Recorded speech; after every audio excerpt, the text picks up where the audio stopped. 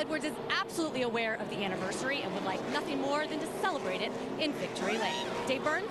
Jimmie Johnson doesn't lead the chase, Shannon, but he is on his way. Look at this team pumped up on the wall, all ready to tell their driver they are ready to win. He's third right now, just 4 points behind leader Edwards, and he's on his way. A big win last week at Kansas, big history of success here at Charlotte, big momentum right now for the 48.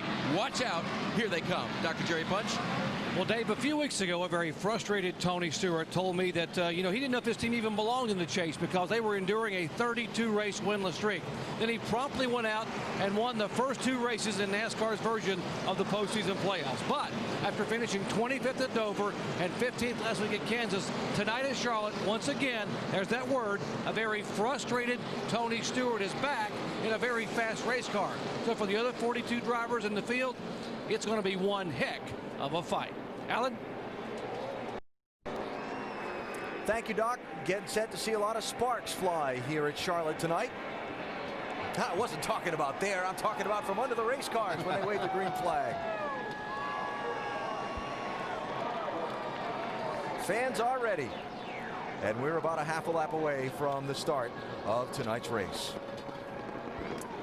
Our over-the-wall camera tonight is with the front tire carrier for David Gilliland's 34 team, Anwar Parrish, Shelby, North Carolina native. Anwar, have a great night down there. Get his interval workout about 8 or 9 times, 12 seconds at a time. Slinging those heavy race tires around. We'll have fun watching Anwar. Remind you that our broadcast tonight available in Spanish by activating your SAP button. Coverage there presented by ESPN Deportes. So 334 laps to make up just over 500 miles around this mile-and-a-half track tonight. Temperatures expected to drop into the 50s as the race goes on. Speeds, well, we'll see high speeds in the 190-mile-an-hour range to start when these cars take off at the beginning of this race. Race 5 in the chase for the NASCAR Sprint Cup on the fast and fickle Charlotte Motor Speedway. About to get underway. Green flag is in the air.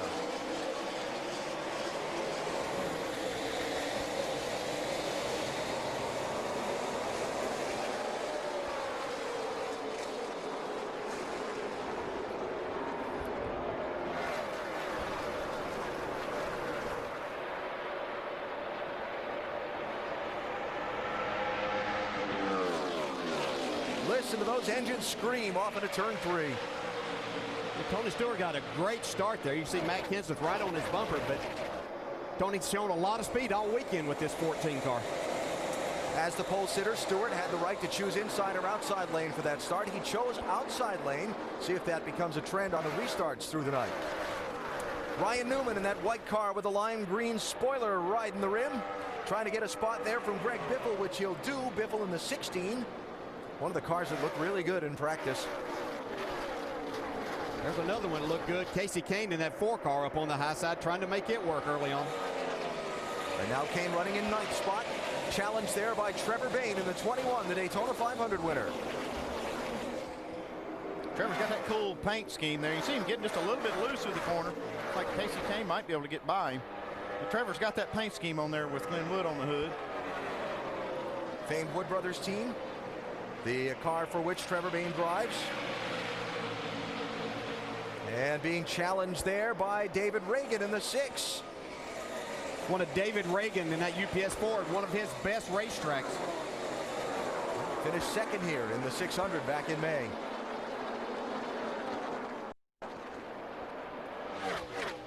Stewart and Kenseth, then the gap back to Edwards in 3rd. Allmendinger, Biffle, Newman, and then Jimmie Johnson. Look at this double wide. That's Dale Earnhardt Jr. Green and silver car. Joey Logano in the orange car on the outside. Yeah, things kind of calm up front, but you get back here, there's a lot of fighting going on for these spots. Junior to 16th, Logano 17th, double wide. Kurt Busch and Denny Hamlin, 2 of the drivers in the championship. Busch in the yellow 22. And Jeff Gordon behind them in the 24. Pretty, I'll call it mid-pack. I was about to say really deep in the field, but we'll give him mid-pack. Well, for Jeff Gordon, that is fairly deep in the pack.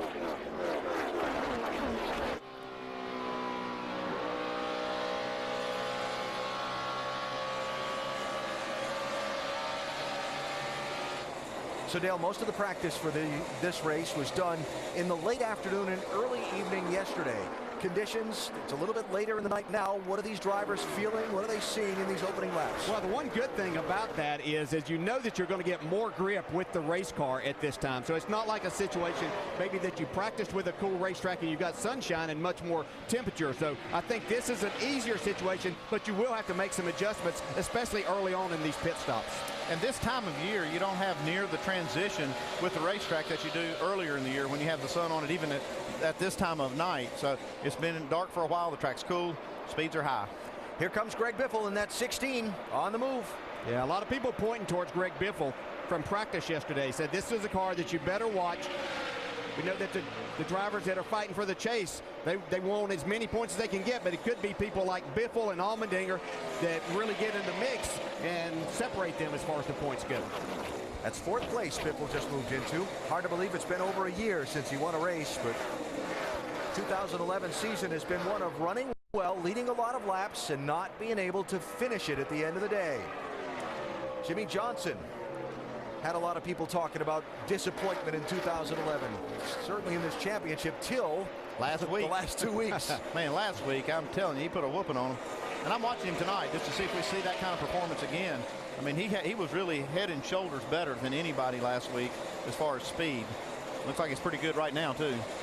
Led the most laps in the last 2 races, finishing second and first. Brad Keselowski started 26th in the field. All the way up to 25th right now. And trying to get 24th.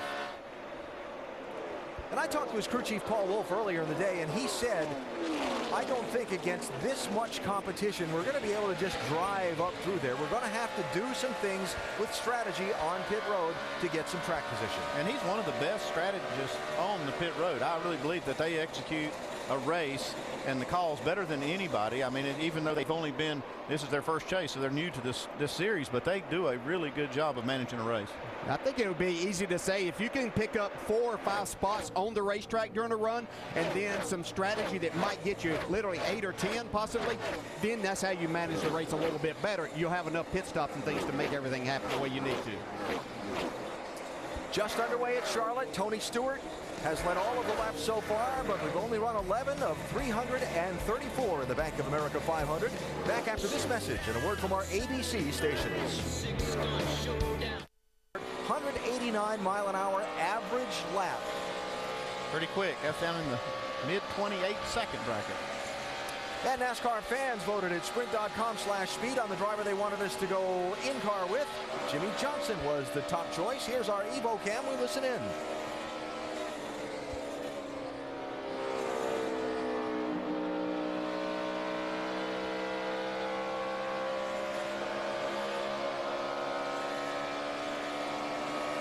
Get closer to the NASCAR Sprint Cup Series with unlimited access to highlights, news, and more. Learn more at sprint.com/speed. Johnson, the 5-time defending champ, running in 6th position behind that man, Tony Stewart, who has led all of the laps in this race so far after starting on pole position. Other end of the spectrum, Kyle Busch started at the back of the field after the engine change. NASCAR has a 1 engine per weekend rule to try and control costs, keep teams from having all the lightweight parts and widgets in the engines for qualifying and then swapping out a motor for a race. Well, Kyle has charged all the way from the back of the pack up to 28th position, not without its moments though. He's been pretty aggressive in trying to make these passes. You can see there, trying to get on the inside of Casey Mears. A little contact. Hello, I'm here. How about the early race report on that 18 car, Mike? Well, you know, what we just saw kind of flies in contradiction to what was told to us before the race. Kyle said he was just going to let the car come to him, but certainly it looks like he's being aggressive, trying to make his move to the front as quickly as possible. I spoke with his crew chief, Dave Rogers, this afternoon, and he told me since the engine damage was pretty much self-inflicted, they weren't concerned about durability tonight. What they were concerned about, however, track position. Rogers explained these cars are just so equal, it's very difficult to pass. Expect them to do whatever they can to gain track position throughout the course of the night, including a 2-tire change perhaps on their first stop, Alan. Mike, thanks. By the way, the other driver that started at the back with Kyle, Clint Bowyer, is just running a few positions behind Kyle. Bowyer running right now in 31st. The determining factor on this strategy, Andy, is going to be how far you've gone on a tank of fuel from the last time you made a pit stop. Well, that's the thing, Alan. There's really not an opportunity to really play a two-tire strategy unless you're going to take one can of gas or so. If you've got to fill it up with fuel, if it's going to take 2 cans, it's going to take the same amount of time to do that as it's going to take to put 4 tires on. So that's one reason you see them changing 4 tires when they make those green flag stops, because they have to fill it up with fuel. 10th and 11th places.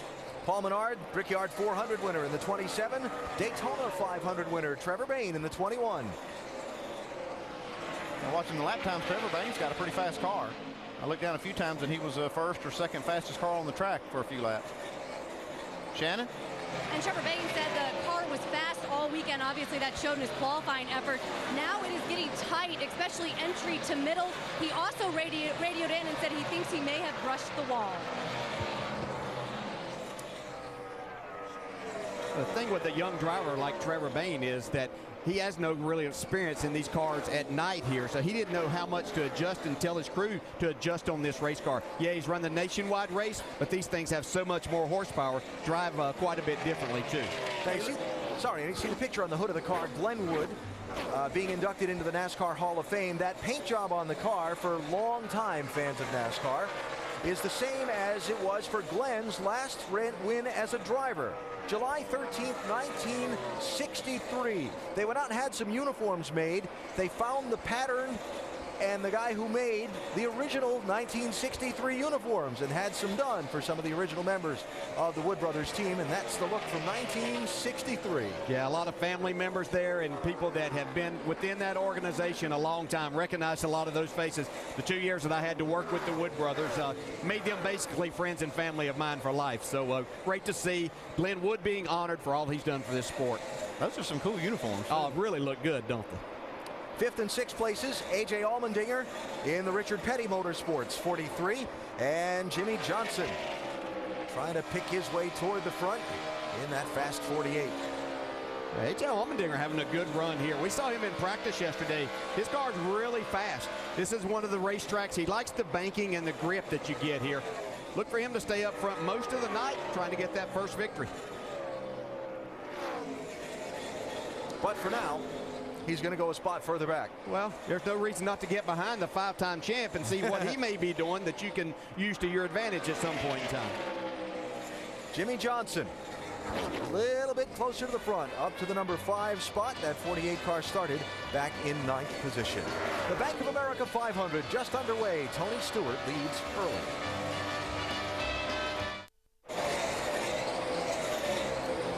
Looking down on Tony Stewart, putting Dave Blaney a lap down at Charlotte Motor Speedway from our aerial coverage tonight, which is brought to you by Goodyear. Goodyear recently re-signing its exclusive tire supplier deal to NASCAR's National Racing Series. Right. Tony Stewart out in front. Go ahead. Yeah, Goodyear's done such a great job over the years in working with the drivers and the teams to not only make a safe tire, but one that they can race with on these tracks just like this 1.5 mile where the speeds are so high. Tony's going to have company in that lead spot. He's led all the laps so far, but that car, the red, white, and black one, Greg Biffle, closing quickly. Matt Kenseth has dropped back to 3rd. Carl Edwards is running in 4th position. Championship leader starting the night in that 99 car. Check in the 99 pit with Shannon. What are they saying, Shannon? Carl Edwards holding steady in the top 5, saying that the car is a little bit tight. But guys, he had some radio comments about his motor early in the race. The engine is acting like it's hitting a chip. And 4, you got B-box if you need it. It doesn't do it on the B-box, so does that mean it's the chip? And 4, that means it's hitting the chip, bud.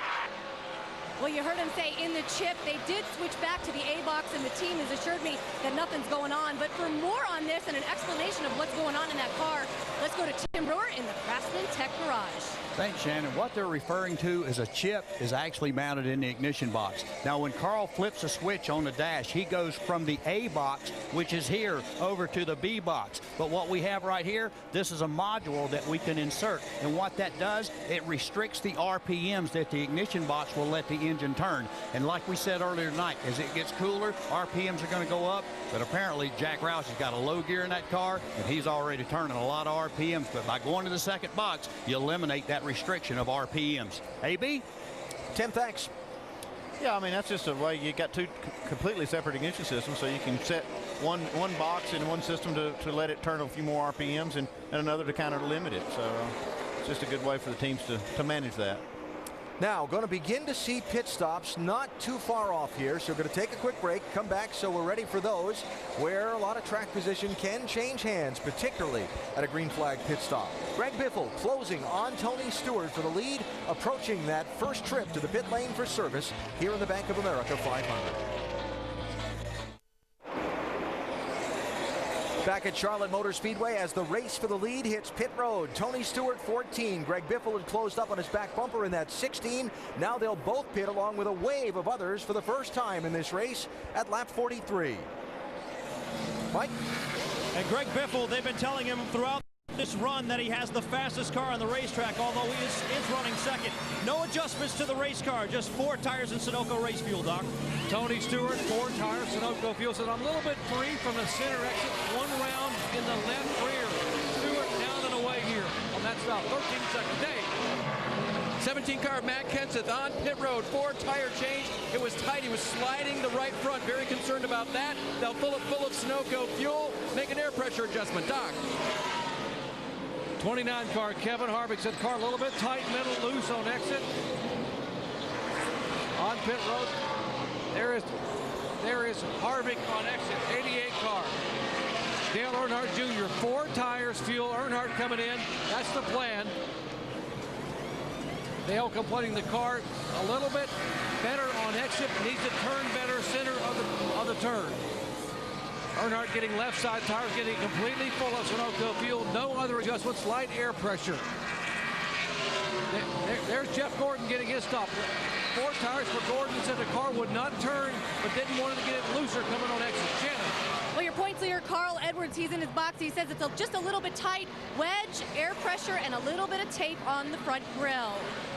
Brad Keselowski also making his way into his pit box. He says that the car is tight all the way through the center, loose off the exit, so they are going to go to work on that number 2 car. It is a 4 tire change for Brad Keselowski.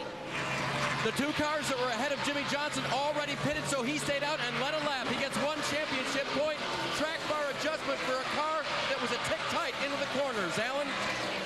All right, Dave, thanks. Jack got loose from 1 car down there on the pit stops. We'll follow up who that was and see if there's going to be a penalty issued from NASCAR. Yeah, it looked like it may have come from the 29's pit. That's where they pulled the Jack back towards. Oh, that was Brian Vickers' car that went by, trailing that piece of equipment. Everybody missed it. There was a couple of close calls, but nobody hit it. There it is, right to the screen. So that is called removing equipment from your pit box, and that is a stop and go penalty on the pit lane for Brian Vickers in the 83 team. Exchange of stops. Jimmy Johnson led a lap. That's a bonus point toward the championship. Tony Stewart held his lead over Greg Biffle on the pit stops. There are the top 2 about running where they were relative track position for when they hit the pit lane for the green flag stops.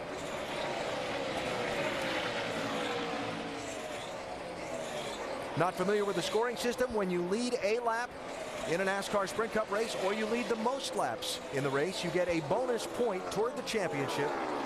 Plus, you get a point for each position in the race where you're running at the finish.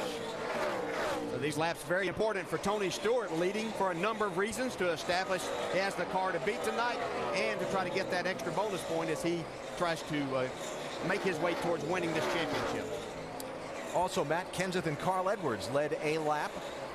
A couple of the other championship contenders point toward the title there. Greg Biffle's going to have this lead in the second in that 16 car. Yeah, no doubt about that. Car is just extremely fast. I thought maybe the 14 was a little faster on the new tires, but Biffle, when he had the new tires to start the race, was having to negotiate some traffic, and we see now just how fast this car is. Tony finally gave up. Let him have it.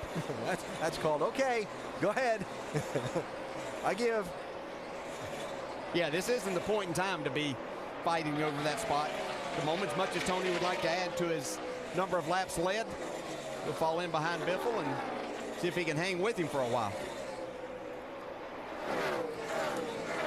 With all of those cars on pit road at the same time, it's not easy just to get into and out of your pit box. No, I'm pretty sure Biffle was exiting as the 29 car, Kevin Harvick, was coming in. Now we'll see his pit stop here, but he had a lot happening. They made a good stop, though, Andy. Yeah, you see the brake rotor there glowing red, so Greg got a lot getting down to the pit road speed. Now the excitement ramps up when he heads out of his stall. Yeah, and his troop chief's basically telling him clear, clear. You can see Kevin Harvick coming to his pit.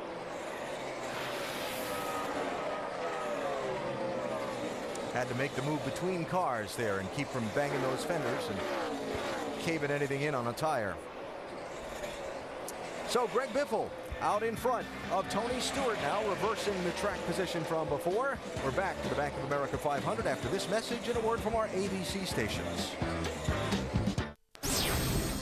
Wendy next, back in our studios with a look at what's going on across our ESPN networks. On ESPN, Auburn beating Florida 7-3 with about 3 minutes to play in the first half. And on ESPN2, Alabama all over Ole Miss 38-7.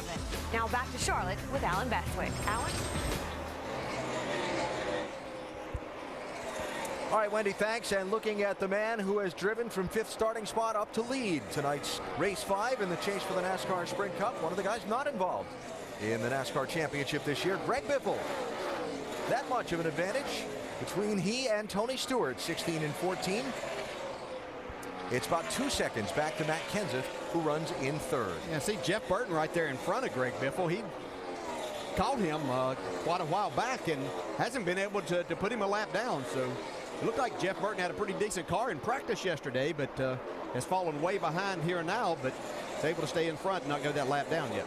Some of the guys we thought and talked about before the race might get up there and contend for the win beyond Biffle. Kasey Kahne in this 4 started in 8th position, but hasn't made any progress toward the front. Dave, what's happening with this 4 car? I guess that's a bit of good news, Alan. He really only fell back to 10th, after the start of the race. Was running about 9th when they came down to pit. He's having a little trouble with the car right now. It was hitting the right front real hard during that first run. It was interesting today when I talked to his crew chief, Kenny Francis, who you see on the right. We were almost done with our interview, and then he had some final thoughts. He just kind of, without asking, said, I hope we have a good race, but I'm a little nervous. Something crazy can always happen. I guess that's just Kenny, but right now, they haven't found the niche that Casey's had here before. Dave, thanks. Jimmy Johnson got a theme of conversation started last week at Kansas that Carl Edwards picked up and ran with this week here that might apply to this Kasey Kahne situation. Jimmy said, this has been a crazy year because it's been hard to predict from practice the day before the race how your car is going to be when the race starts and during the race. Yeah, that has been the theme, and that's why these crew chiefs are really nervous to get these races started, because they really don't know what kind of car they're going to have. The one thing I would feel pretty good about if I was Kenny, though, is Kasey Kahne seems to peak late in these races at Charlotte. I think, they're still hanging in there really nice in the top 10, and I expect them to still be a factor. Yeah, I think one thing, we touched on this a little bit in the practice that we showed yesterday, was that in practice anymore, they go out and run by themselves. They don't run around a lot of cars, and we know how aero-sensitive these cars are. So they're setting their cars up to run as fast as they can in clean air. Obviously, they're not in that very much out here. I think that makes a big difference. Watching back here for 20th, 21st, and 22nd. Mark Martin in the 5, Jeff Gordon in the 24, Kyle Busch in the 18. Rusty Wallace and Big Brad Daugherty down on our ESPN pit studio. Was kind of curious about how Gordon's night was going to go, Rusty, if we were going to see him move forward or not. He really hasn't gained any ground either. Yeah, Al, I'm really surprised. We've been sitting down here at the pit studio, Brad and I, looking at this, and we're seeing a lot of cars really not moving forward at all. I really expected Jeff Gordon to get going. He started 23rd. He's only up to 21st. But another car I'm looking at really strong is a 2 car of Brad Keselowski. I'll tell you what, he hasn't won anywhere, guys. He's sitting there hung out at 26, and a little bit here, it looks like he's going to get lapped, Brad. Yeah, he does, and it's really interesting. We talk about this time and time again. The entire field, Rusty, and guys, if you look at it, from Biffle all the way back to Keselowski's on the lead lap, they're all running basically the identical speed. You look at Jeff Burton, who's a lap down. He just ran a quicker lap than Greg Biffle did, who's out in clean air. All of these cars are running identical speed. It's amazing how fast they're running right now. The lead car, second lap, was Tony Stewart, run 189.5 miles an hour. At one point, the pace fell off to about 175 miles an hour. But Brad, you're right. The whole field has fallen off about the same speed, and it's making, for this car, the 2 car, really hard to pass. But right now, he's struggling with a bad handle on car. A lot of guys are struggling trying to find speed right now, Alan. Yeah, what he needs is a caution. Keselowski does, Rusty and Brad, thanks, to try and keep that leader, Greg Biffle, from overtaking him and putting him a lap down. You see Jeff Burton just in front of the race leader in that 31 car. Down to 26 on the lead lap at 100 miles of tonight's Bank of America 500. 100-mile mark of tonight's Bank of America 500. Race 5 in the chase for the NASCAR Sprint Cup. A beautiful night for autumn here in Charlotte, North Carolina. Going to get a little chilly by night's end for the folks in the grandstands. For the guys in the race car, they're going to be sweaty from working hard around this very fast mile-and-a-half track, especially when the leader, Greg Biffle, is in traffic like this. Yeah, you can see those the guys in front of the leader, Jeff Burton and Brad Keselowski, they are sweating it, trying to stay on the lead lap. There's the gap, first to second, 16 and 14. Tony Stewart running second, started on the pole, led the opening 45 laps of this race. Matt Kenseth shared the front row with Stewart, dropped back in that first run to third position. He is 1.5 seconds behind the race leader.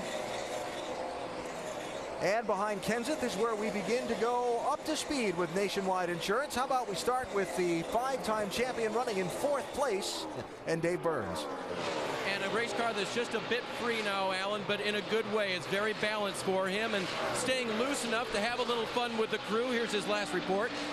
A little nervous, but man, it turns really good. His nervous loose. Pit 4. Don't be nervous, my man. We're all here with you. Thank you. I feel so much better. Spotter Earl Barbin keeping his driver in the game and letting them know that the whole team is behind him. Shannon? Race started, there were just 11 points separating the top 4 drivers. You ever wonder how much they think about where those guys are during the race? This is what points leader Carl Edwards had to say on the radio. Times are looking good, but keep pumping. The 48 is about 7/10 back. He's a bit quicker than us. That's about it. Same exact line we talked about, right around the line. Left side's on.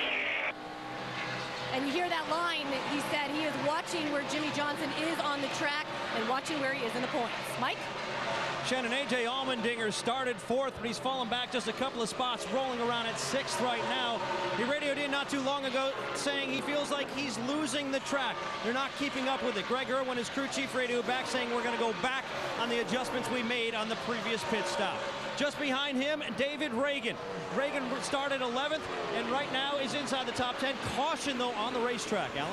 Yeah, Mike, one of NASCAR's spotters that they have around the racetrack called into the control tower a second ago about some debris that he spotted in turn number 1. So yellow flag is out for the first time in this race and slows the pace of Greg Biffle. Yeah, I'd noticed a lot of drivers that had changed their line going down into turn 1 from what they had been doing. I don't know if that's because of what they saw there on the racetrack, but they really had made a concerted effort to miss something down there. Yeah, beverage can at 190 miles an hour is not something you want to hit. Pit crews getting ready to go to work for the second time. The AT&T Fastest Pit Crew of the Year award is determined by the winner of each race, the fastest pit time, and you, the fans, vote. Text the car number to 234567 for your pit crew choice. Matt Kenseth's crew's a good one. A good one to pick right there. Yeah. Kenseth in that 17, sitting 3rd behind Tony Stewart and Greg Biffle. Now, since the last pit stops, about 30 laps. It's probably outside the window for 2 tires. Well, for most cars, yes. I think most of them will take 4. That's not saying that somebody won't put 2 on. I think we'll see a few 2-tire changes. Some people need some track position. Dave? Matt Kenseth is going to get 4 tires. They're going to make an adjustment for his race car, which needs to turn quite a bit better, according to the driver. They'll get it full of Sunoco fuel. Shannon? Well, your points leader coming into this race, Carl Edwards. The car started tight. They made some adjustments on that last pit stop a little bit better. They're going to get a little more aggressive. Air pressure and wedge. Mike? Greg Biffle still looking for his first win of 2011. Has a very strong race car here tonight. They're going to make a chassis adjustment on the left side. A 4-tire change on the 16, Doc. Tony Stewart lunds the car. Pole sitter, early leader, 1 round in the right rear, no air pressure, 4 tires, clean the grill. Stewart down on the way. Here comes Biffle, and Stewart will beat him out. Are going to see a couple of right side tires, DJ. Yeah, I've got a couple of takers there. Ryan Newman up 10 spots to be first off the pit lane. Kevin Harvick up 11 spots. Yeah, you look back at McMurray, gained 13 to come out 10th. So a strategy session on the second pit stop of the night, which happens under the first caution of the night, and Ryan Newman is going to be the new leader of this race. Lucky Dog free pass. He was the first driver 1 lap down, and by NASCAR rule he got waved around the pace car and is now back on the lead lap. Boyer in 28th position. Talked about a lot of guys running similar speeds on the racetrack. That can make for a frustrating night for a driver trying to move through the field from a back of the pack starting spot. Oh, say for example Kyle Busch. Unbelievable, unbelievable. You can't do anything out here, nothing. You try to move around and get something done and you lose 10 car lengths. That's pitiful. I said frustrated drivers. Frustration. Yeah, that's exactly right. And it is difficult because these cars are so equal. A lot of good race teams out here and drivers now. So looking at the restart order. And remember those first 2, Newman and Harvick took just fresh right side tires on the restart. Stewart and Biffle with 4 fresh tires. They come to the green flag restart, which is presented by American Ethanol.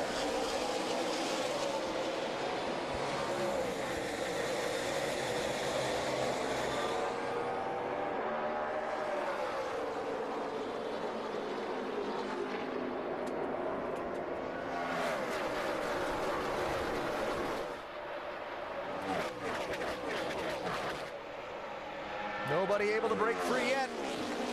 Now, Harvick had a little advantage off of 2, but Ryan Newman came flying back down the back straightaway. Harvick's able to hang right with him and just gets clear. Newman does. Ooh, I don't know if his spotter said clear, but he took it up there anyway. Ryan Newman did. Got the lead. It was close. And Greg Biffle is able to swing around Tony Stewart and get back in front of him. So Biffle in 3rd. Now going to work on Kevin Harvick for 2nd.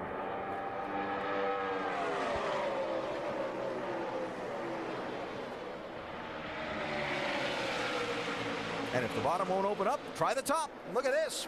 Oh, wow. Man.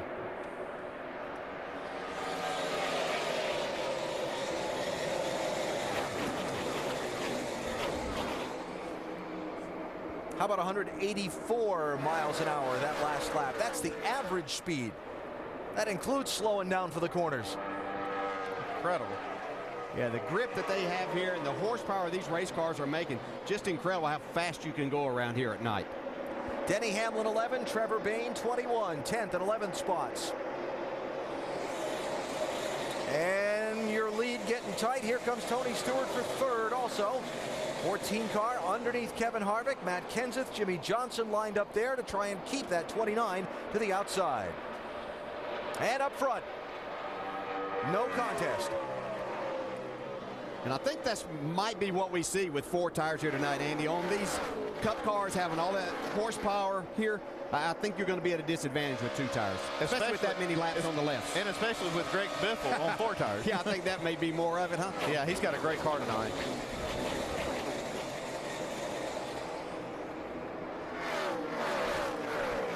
'17 car Matt Kenseth. A generally great night for Roush Fenway Racing. All 4 of their entries in this field in the top 10. That 17 car of Kenseth. Watch for him to be sneaky fast around the front tonight. He was my pick that we do for ESPN each week. He was my pick to win this race tonight, but watched him yesterday in practice. He didn't seem very happy. I didn't see the speed. I was a little concerned about that, but I think he and Jimmy Fennig got together and possibly made some good changes. He's going to be right there.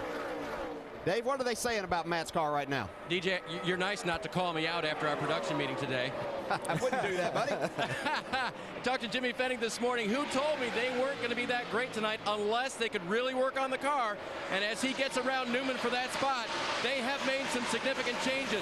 Remember what Matt said when he went through the last round of pit stops. I need to turn quite a bit better, and the adjustments they made have already helped him do that as he's aggressive on this restart. tell you, these Fords really look good tonight. Tons of them up front. But you know, it's been since 2002 since the Fords won here. Mark Martin. Good change tonight.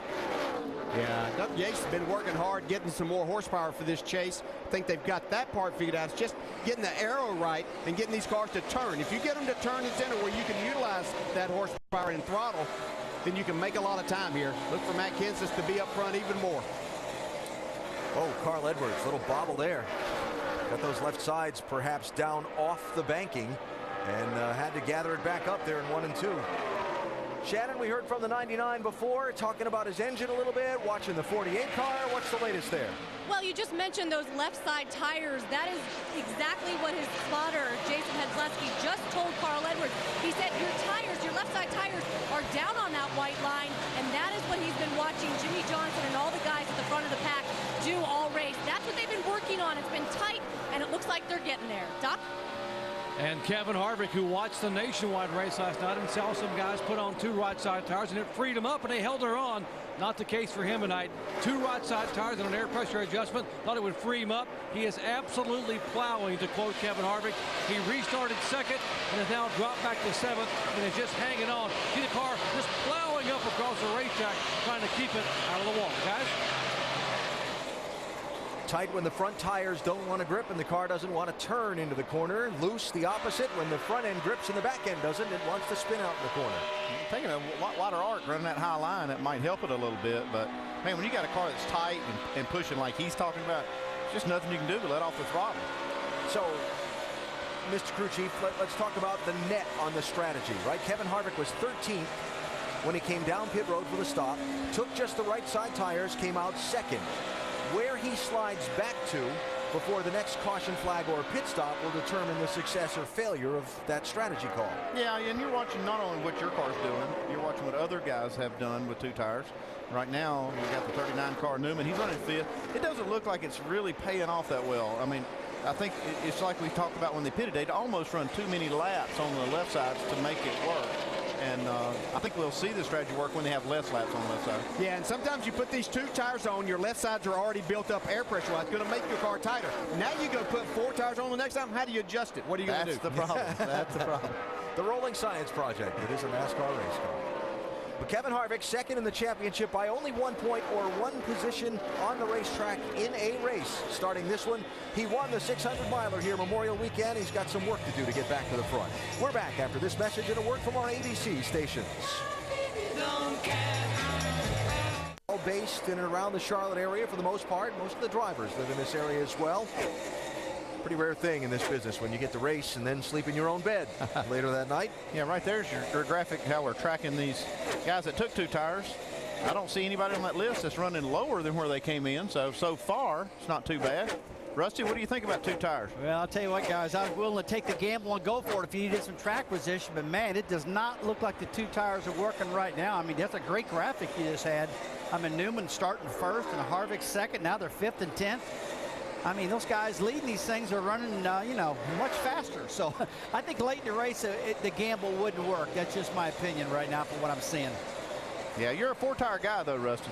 I am a 4-tire guy, Andy, because you always want to get the best handling car, Brad, and 4 tires generally gets that to you. Well, I still do think you're going to have to go 2 tires, Rusty, just some points throughout the race, just simply because, like we talked earlier, it's just so hard to pass. Those guys aren't running too bad. They're not running great. I think if you have a great handling race car and you take 2 tires, you give yourself an advantage. It's just so hard to go forward, Rusty. I just don't know how else you're going to do it. Well, I don't think so either. I mean, right now, these lap times are so close to each other. Granted, we're only 101 laps in this 334-lap race. We're only a third of the way right now. That's true. Things are going to change. The track will change. Yeah. We've talked about it in Countdown, and the guys in the booth talked about it. And they're just going to have to stay up with this change in track conditions. But right now, I'm really not liking what I'm seeing. It's just kind of holding stable.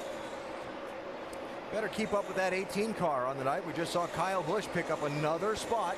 Remember, he started at the back of this field after they had to make a change in the engine. The bolt stripped out when they were doing some of their tune-up work before the race. Had to change the engine, started at the back of the field. Kyle Busch up to 15th place, Mike. I know we heard him frustrated on the radio earlier, but seemed to have a pretty fast car. You know, the frustration for Kyle is pretty consistent when he's not leading, so no surprise there. A little frustrated with the aero situation, some of the same stuff he experienced last night in the nationwide race, but as you noted, he has a very strong race car moving toward the front. They made some significant adjustments on the last pit stop. He was a little bit tight center at the time. They made an air pressure adjustment, also a track bar adjustment, trying to help get this car just a little bit better. His frustration, as you heard on the radio, was with the fact that these cars were just way equal and he wasn't able to make the moves on the racetrack that he wanted to. Kyle trying to run down Dale Earnhardt Jr. right now to pick up another spot. That is 14th position that Earnhardt Jr. is running in that 88 after starting in 15th place. Side by side, David Ragan in the 6, Ryan Newman in the 39. Ragan going forward, Newman slipping back a little bit. Yeah, mention again, David Ragan runs extremely well here. Finished second back in the 600. They felt like that they had a shot to win this race tonight. They felt like that the whole group out of Roush Fenway Racing, that they were very strong. The cars were very close, and he felt like he could drive this thing to the front. A couple of more Fords racing for position there. Trevor Bayne in the 21, 8th place. A.J. Allmendinger in the 43, 9th place.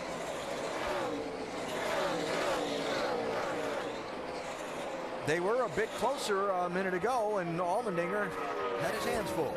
He did, because his 21 was right on his rear bumper. You can see right there, taking a little air away. Nice save by A.J. Hard to imagine, but off the front nose of those cars comes a bubble of air. It's almost like if you picture a snow plow pushing snow, and I know people in Florida are saying, yeah, okay, but picture a snow plow pushing snow off the front, and that's what that air is like into the back of that lead car. Yeah, one of the biggest things it does, it changes the airflow over the rear of the front car, and it just takes a ton of downforce away. Casey Kane, Denny Hamlin, 12th and 13th. Hamlin started 17th, hasn't made a great deal of forward progress. Greg Biffle, he's made a lot of progress. He's checked out from second place by 2 1/3 seconds.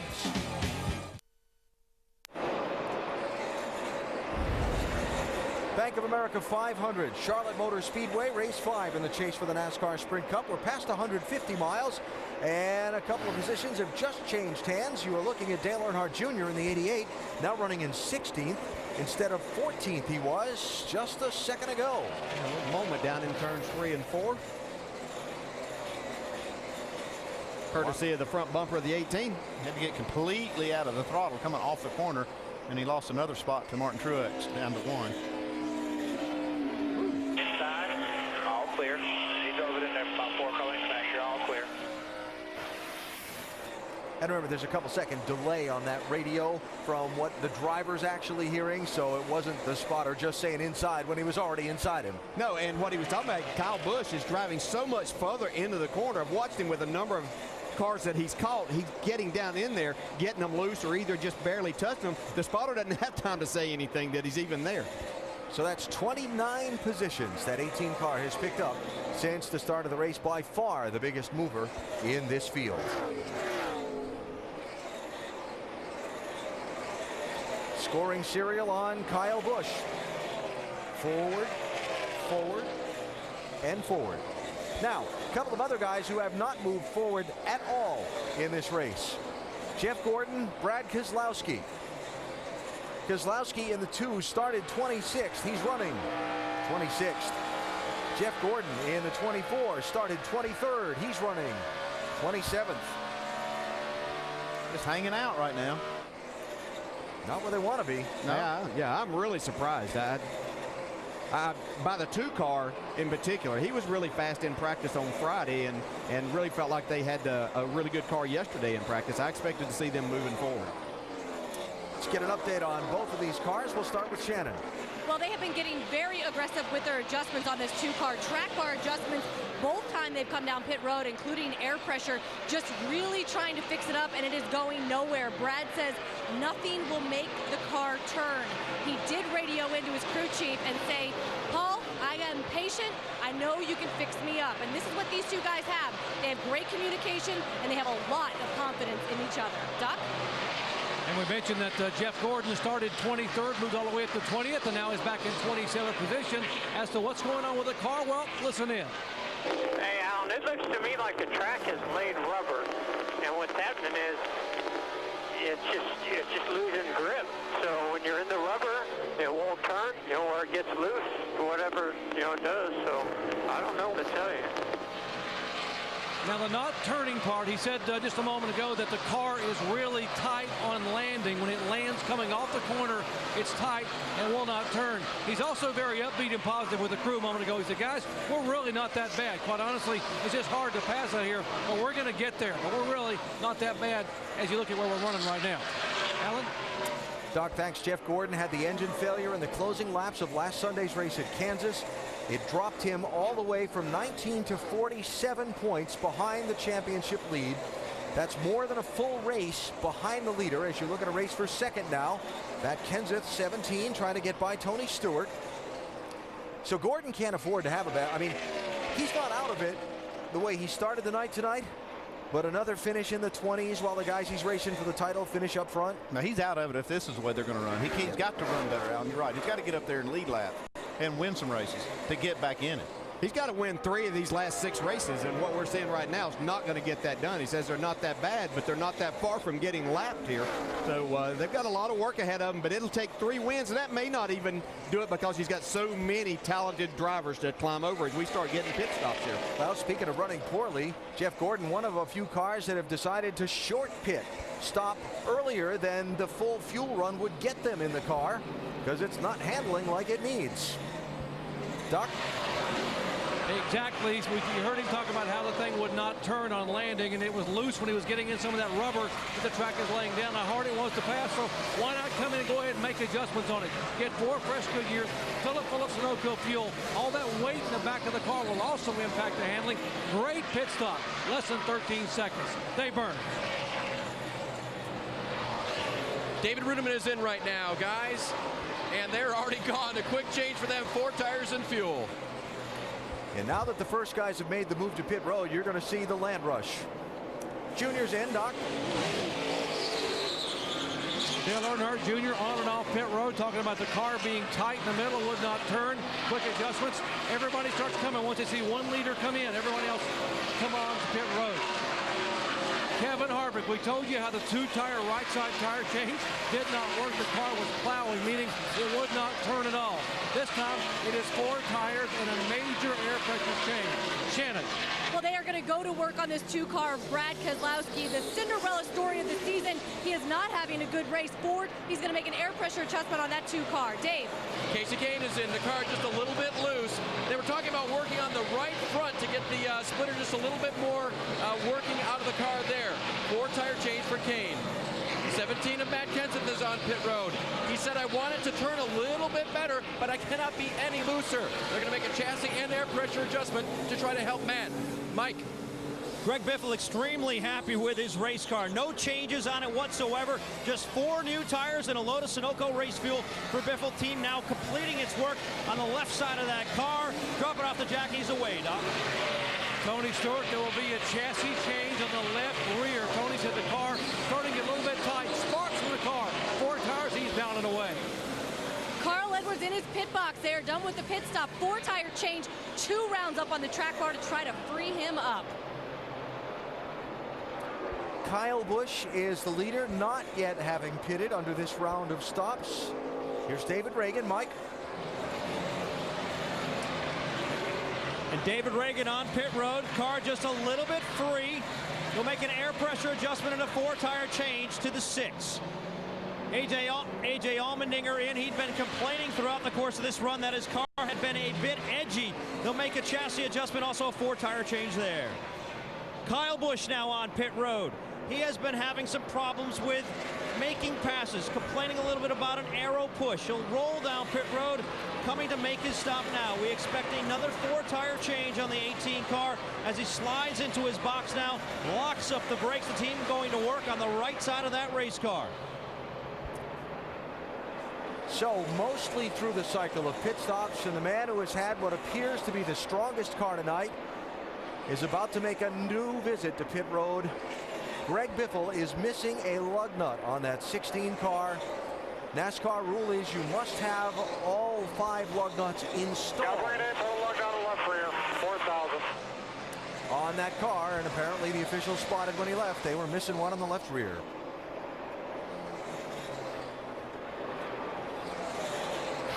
So watch the left rear and watch the NASCAR official. Thumbs up. They come around the car. Now watch on the left rear when he leaves. Yep, he saw it. You know, he didn't give the crew the signal until the car left, which made him have to come back. It's going to cost him a ton of time. The rule is they have to all be on. You know, they obviously can't check the tightness of all of them, but they all have to be visibly on, up touching the wheel. So Biffle back to pit road, get that lug nut installed, and we'll see where he is as the scoring cycles out and how far behind he is. The new leader, which is Matt Kenseth. Kenseth getting the jump on Tony Stewart. Remember, he was right behind Stewart trying to take that spot on the pit stops. And his pit crew getting the job done and getting Matt out with what is now the race lead. Yeah, they just went by Greg Biffle, so he'll be one lap down now. AT&T Fastest Pit Crew of the Year award, Kevin Harvick's crew currently leading. You can help determine the standings. Vote from your AT&T phone, texting the car number to 234567 for the pit crew you think is the fastest and most valuable. Penalty for Greg Biffle. That puts Kevin Harvick out in front of the Bank of America 500. A lot of time left in this race for Biffle to try and rally back. 200 miles into tonight's Bank of America 500. Matt Kenseth is out in front by 1 1/3 seconds after Greg Biffle had a problem on pit road a moment ago that's trapped him a lap down. New second place car. Jimmy Johnson has just gotten around Tony Stewart to grab the number 2 spot. Where's that dramatic music? Here he comes. And make sure to stay tuned for our NASCAR Nonstop coverage in the second half of tonight's race. NASCAR Nonstop tonight presented by Bank of America. Now, in that picture, there's Greg Biffle right behind Tony Stewart. Biffle is the first car a lap down for the moment, pending Matt Kenseth passing anybody else. So he went from leading the race to 27th place with that penalty. It's not a new story for Biffle and this 16 team this year. I was talking to Jack Roush the other night. He said, we've had 4 times this year where a speeding penalty has caused us a problem when we were in position to have a good run. One of them was the May race here, and then a variety of other little problems. 7 times this season, Greg Biffle has led the most laps in a race, not won any of them. But after it happened, Biffle on his radio to his race team saying, we're still in this. Hey, just stay with it here, bud. We'll get this back. We'll get it back. We got plenty of fast enough car, plenty good enough time here. We'll get it back. Matt Pusha, the crew chief, talking with his driver. Yeah, and that's nice to hear from Greg Biffle. You know, it would have been, you know, a good chance to really jump on his crew for making a mistake there, but Greg knows he's made mistakes this year also, speeding on pit road, doing things like that. So he knows they have a fast race car. If everything falls into place for him, still have a lot of laps to go in this race. Yeah, I remember specifically one of the penalties for Biffle was on the last pit stop of the race, speeding penalty. That happens, no time to make up for it. Right now, he's got over half this race left to go. Yeah, no matter how fast a car you have tonight, though, he can't make any more mistakes and still have a shot at winning this thing. Yeah, that's it. That's your one.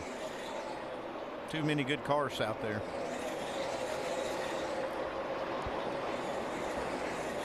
Remember at Kansas last week, Jimmy Johnson dominating the race and led the championship standings for a lot of the night until Carl Edwards made that late rally, and literally in the final couple of laps, and Johnson wound up 4 points behind Edwards at the end of the Kansas race. Well, at 1 point per position, where they run on the racetrack now, Johnson in position again for a second straight week to possibly take the championship lead.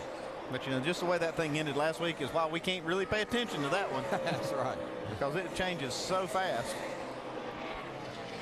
He's going to have a lead in this thing in a minute. Yeah, he could have that, but I think Matt Kenseth is showing everyone, you know, he made some comments this week that maybe he didn't feel like that he was getting the respect that he deserves here in this championship battle, that he's right there in the mix for this thing, and I don't know if he's wrong about that part, that maybe we aren't giving him his due there, but I do believe he will have something to say about it before all of this is over.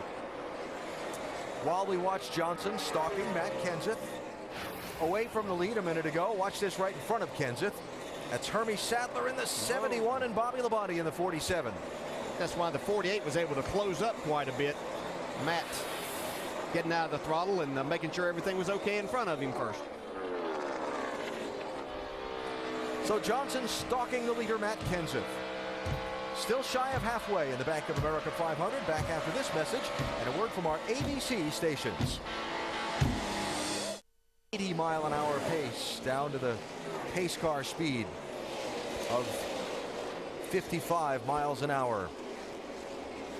Matt Kenseth gathered up by that pace car, and you see fourth in line there, and the first car a lap down, Greg Biffle in the 16. The Aaron's Lucky Dog free pass. He'll be waved around the pace car and be back on the lead lap. The bad break from the last pit stop, followed by a good break with the timing of this caution. I'm sure he'll put good use to that break that he's gotten there. Fast race car. It'd be fun watching him come up through the pack. So I was just thinking, between Kyle Busch and now Greg Biffle, we'll be seeing some guys pass some cars. Kyle all the way up to 7th at this caution flag. And pit road open. Only 20 or so laps since they pitted. We'll see if there's some strategy here, Dave. Leader Matt Kenseth said his car is still a little bit tight across the middle, but he has better rear grip. They're going to put the second set over the wall, so it looks like Matt Kenseth will take 4. The 48 of Jimmy Johnson. They are going to work on the car just a little bit. Left rear wedge will be the adjustment. 4 tires full of Sunoco fuel. Mike? At the beginning of the run, David Reagan saying the car was just a little bit free, but toward the end of it, he said the car was coming to him. They'll make a 2-tire change on the 6, Doc. Tony Stewart says the car is tight on landing, worse in turns 1 and 2. 2 right side tires. Stewart down and away and beats everyone off of pit road. Guys, oh, look at that mayhem there with Denny Hamlin sliding out of his pit box. Crowded there. A lot of 2 tires. Put a lot of good cars back in the pack. Yep. Jimmy Johnson way back coming off pit road. Matt Kenseth too. So Tony Stewart's team going to try the strategy for that clean air on the nose of that 14 car. Watch this. Big charge to the scoring line at the end of the pit lane. Hello.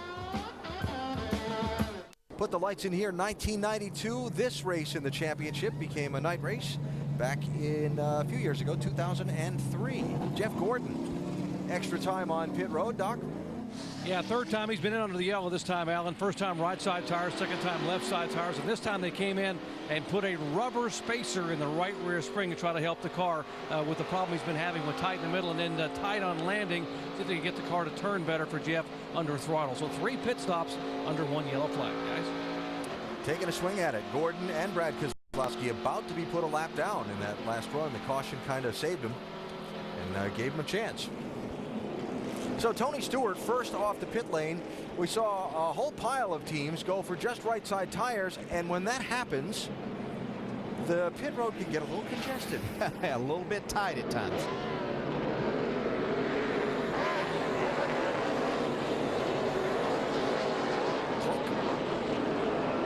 Oh, look out.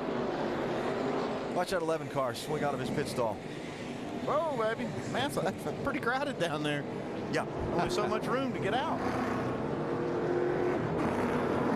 Here's Kevin Harvick's view of it. Show, stay in the middle, stay. All the way up, all the way up. What are you supposed to make out of that? Too many people talking at once. That's when the crew says, I told you. Yeah. So first guy who changed 4 tires, the guy who led coming down the pit lane, Matt Kenseth, is all the way back in 11th spot for this restart. Jimmy Johnson's going to be back in 15th position. And all those guys in front of them just took the fresh right side tires. The 2 tires earlier didn't, they weren't as fast, but we had some fast cars. Those cars that took 2 weren't as fast as the cars that passed them to begin with on 4 tires. Well, there's a few things in play on this restart. You've got a lot of cars, a lot of good cars on 2 tires up front. They don't have near as many laps. They only have 20 laps or so on the left sides. And, you know, like I said, the fast cars are with 4 tires are way back. So it's going to be interesting to see. This could be a turning point in the race for a lot of teams. 18, Kyle Busch started last. Worked his way up to 7th before the caution. The strategy puts him alongside Tony Stewart on the front row. Here we go.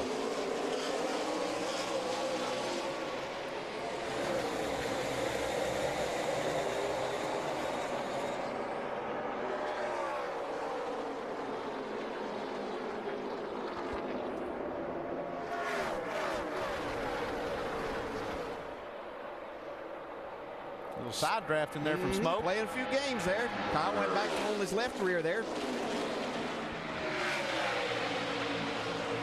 Holding that clean air. Hang on. This could get ugly. Stewart holds on. I remember back to Chicago when Tony Stewart said he was going to be more aggressive on restarts because everybody around him was, so he was going to change his driving style. If you get out in front of that 18 on a restart, you've been pretty aggressive, I'll assure you. That's an accomplishment.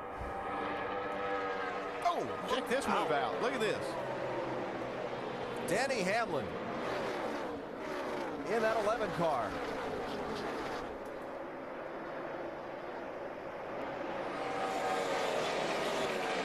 Dicey there, that's 7th, 8th, and 9th. Truex in the 56 and Hamlin in the 11 for 8th and 9th. Yeah, Mark Martin back, he's coming to pit road. I saw him earlier. He may have a tire problem. He really stacked everybody up at the back of the pack. Caution. Debris in turn 3 and 4, maybe from that 5 car. We got a hub issue. The left front hub is done. Go to the garage. Go to the garage. Left front. Lance McGrew, the crew chief, with the quick diagnosis there. He's talking about the left front hub. That's unusual, ain't it? Well, it is unusual, Dale, but I've got some information on that. I've talked to some crew chiefs down there about how these cars have really loaded up these front bearings and hubs, and that they even put air on them just to cool these bearings. So they're one of those parts that are pretty highly stressed. Yeah, Greg Biffle right in the middle of this. I thought we were going to have a big crash when I first saw it. Wow, look at that. Oh, man. Well, they did have a crash. Bobby Labonte, 47. David Gilliland, 34. Landon Castle, 51. They crashed. They just didn't hit anything too hard.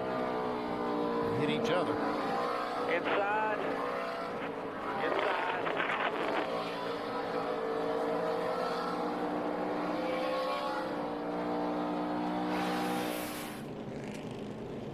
Well, that's unfortunate. I talked to Mark Martin this afternoon. He was really excited about his race car. Said that he was able to drive this car further in the corner than any Sprint Cup car that he's ever driven here before. He thought he could really make some ground today. So the Hendrick team put that car up on jack stands and go to work on that left front suspension. Tim Brewer in our Craftsman Tech Garage can show us what they'll be working on to fix that left front hub. Tim? Tell you what, AB, there's a tremendous amount of load on the left front, just like Andy was talking about. You can blow all the air you want to, but the bearing load is right here in this area. Our cutaway hub, this is the inner race and the inner bearing right here. You have very little trouble with that. But this particular hub right there, that's a small version. A lot of the teams have gone to bigger bearings in here because the load is so great on this left front. AB? All right, Tim, thanks. It was Steve Letarte that I talked to last week actually about it. I saw they had some air hoses going over to the front hubs and front brakes, and he said they're mainly cooling that hub because those bearings do get so much stress. But you don't normally see them in the garage area having to change them. Not the walk any crew chief like Lance McGrew wants to make during the race. From your pit box back to the garage to have that car worked on.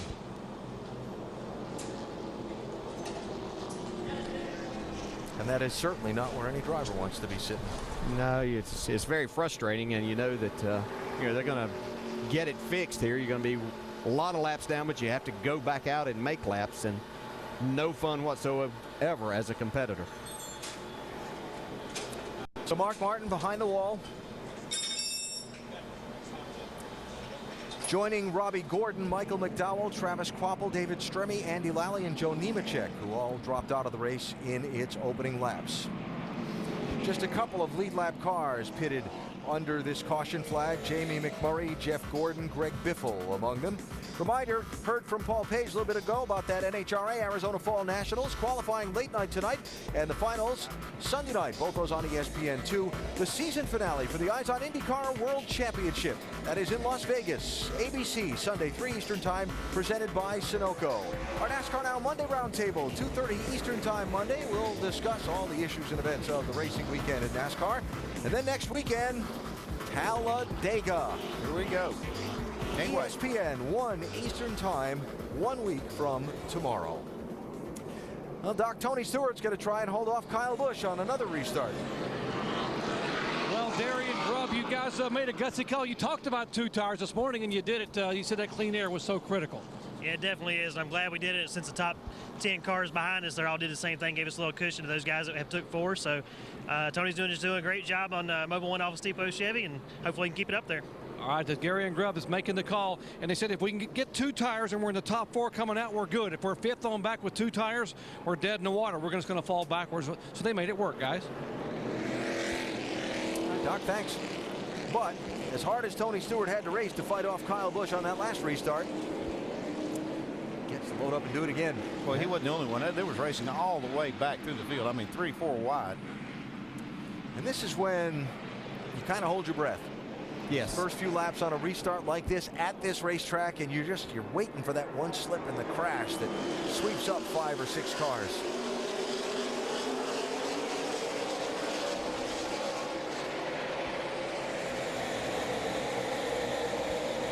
Ryan Newman goes 3 wide to the inside.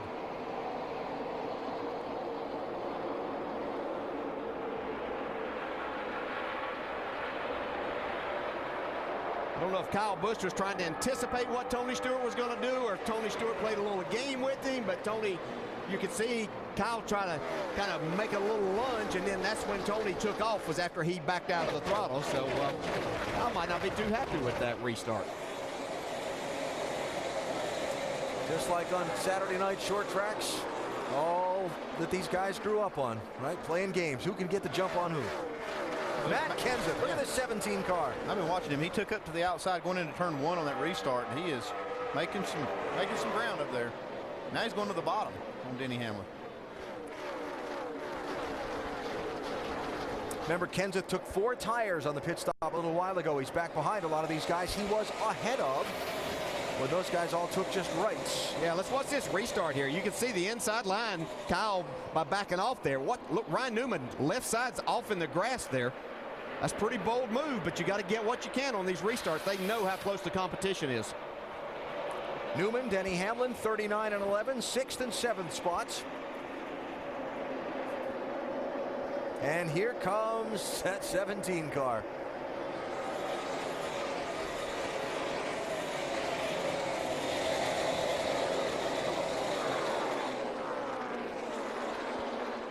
Matt Kenseth, former winner at this racetrack, got his first NASCAR Sprint Cup win here at Charlotte Motor Speedway. Former champion in this series. Trying to win another one. Double 8 and double 2. Earnhardt Jr., Kurt Busch, 13th and 14th. Logano in the orange car, Menard in the 27, stacked up behind him. Boy, it's so difficult to drive these cars down on the inside, especially as you enter these corners where the air is getting taken off of your spoiler by that car beside you. You have to be really careful, but you want trying to make that pass. Want to carry the speed, but you have to be careful. And there's Jimmy Johnson back there in the 48. Remember, he got trapped back there by the big strategy shuffle. Yeah, that kind of makes you, crew chief, want to kick yourself when you see how many cars took 2 tires. You know, you think 4 tires is the right call, and it is for the car, but you don't know that all these other ones are going to take 2, and it's really got him in a pretty bad spot right now. All right, so Johnson there trying to pick up the 17th position. Kurt Busch, haven't spoken a lot about him tonight. 13th position for the moment, Mike. Yeah, it's been a struggle all weekend. They were thrashing, trying to find the right balance during practice. Right now, though, the frustration for Kurt Busch stems from what's under the hood. Love how we're on razor blade edge. And the next time we want to cut back on engine power, it would be important to tell the drivers before the chase starts instead of us having to deal with it. What we learned during the chase, these things won't drive anywhere. It's like I'm towing a trailer and out of the racetrack. Yeah, go ahead. Cross your fingers and rub your lucky charms. That's about it right here. And as it sounded, there may be some tension there between crew chief and driver, which led some credence to a story that was reported earlier this week about Steve Addington potentially leaving this team at season's end. I spoke with Steve Addington this morning about that very situation. He neither confirmed nor denied it, but he did say he held a team meeting this week to make sure his team understood this will not be a distraction for them. Their focus remains on winning this championship. Addington, though, like I said, did not confirm or deny the story. Talked about in a lot of areas of sports. Thanks, Mike. Free agent periods and the guy performing in his free agent year, or guys being distracted by contract negotiations. Kurt Busch under contract to this team. Steve Addington up at the end of this season. Will or won't be back. That obviously is up for discussion. They're trying to win a championship. Can they do it through that? Well, I don't think so. I think it'd be too hard for that team to be able to do what they've got to do in every race to get up there. Now, this is their high water mark of the night so far. I mean, they've got their car up in 13th spot, and that's not bad. And they're making some progress. I think Steve Addington's doing a great job under difficult circumstances. I'm focused more on what Kurt Busch said right there. Are they dialing some power back to ensure longevity in these engines? I think one thing that made Kurt Busch and Brad Keselowski so strong was the power they had under the hood. That's why we could see them on these mile-and-a-half tracks, leading laps, winning races. If they're dialing that back, they're making a big mistake. Kurt Busch in 13th position at the moment. We are halfway through tonight's Bank of America 500. Tony Stewart is the race leader, and it is time to go NASCAR nonstop tonight, presented by Bank of America.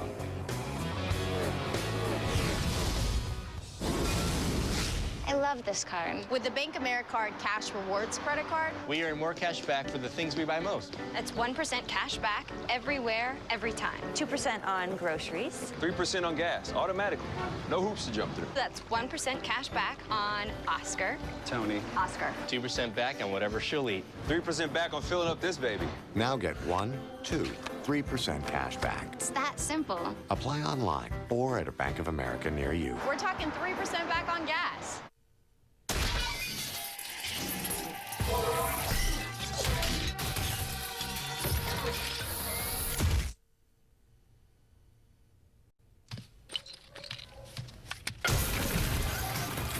With DirecTV, you can start watching in one room, pause, and continue watching in any other room. Experience it yourself. Get your whole home connected for free. Don't just watch TV. DirecTV. Game day. It's all about being prepared. So when you set out your game day spread, be ready. With Bush's Baked Beans as part of your lineup, the perfect complement to juicy burgers and sizzling brats.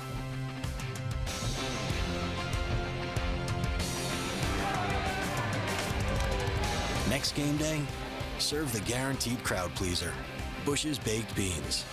Are you ready?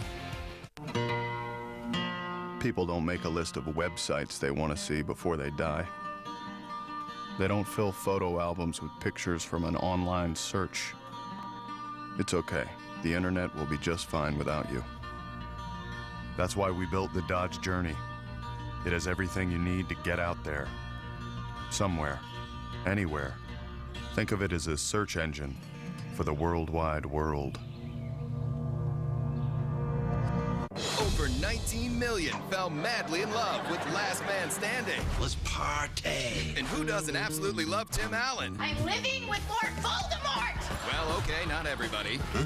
But ABC Tuesday, you can see for yourself. Last Man Standing is a hit that really delivers. Let's have a baby. What? Women my age are having babies all the time. Where? Tim Allen is Last Man Standing. All new Tuesday at 8, 7 Central on ABC.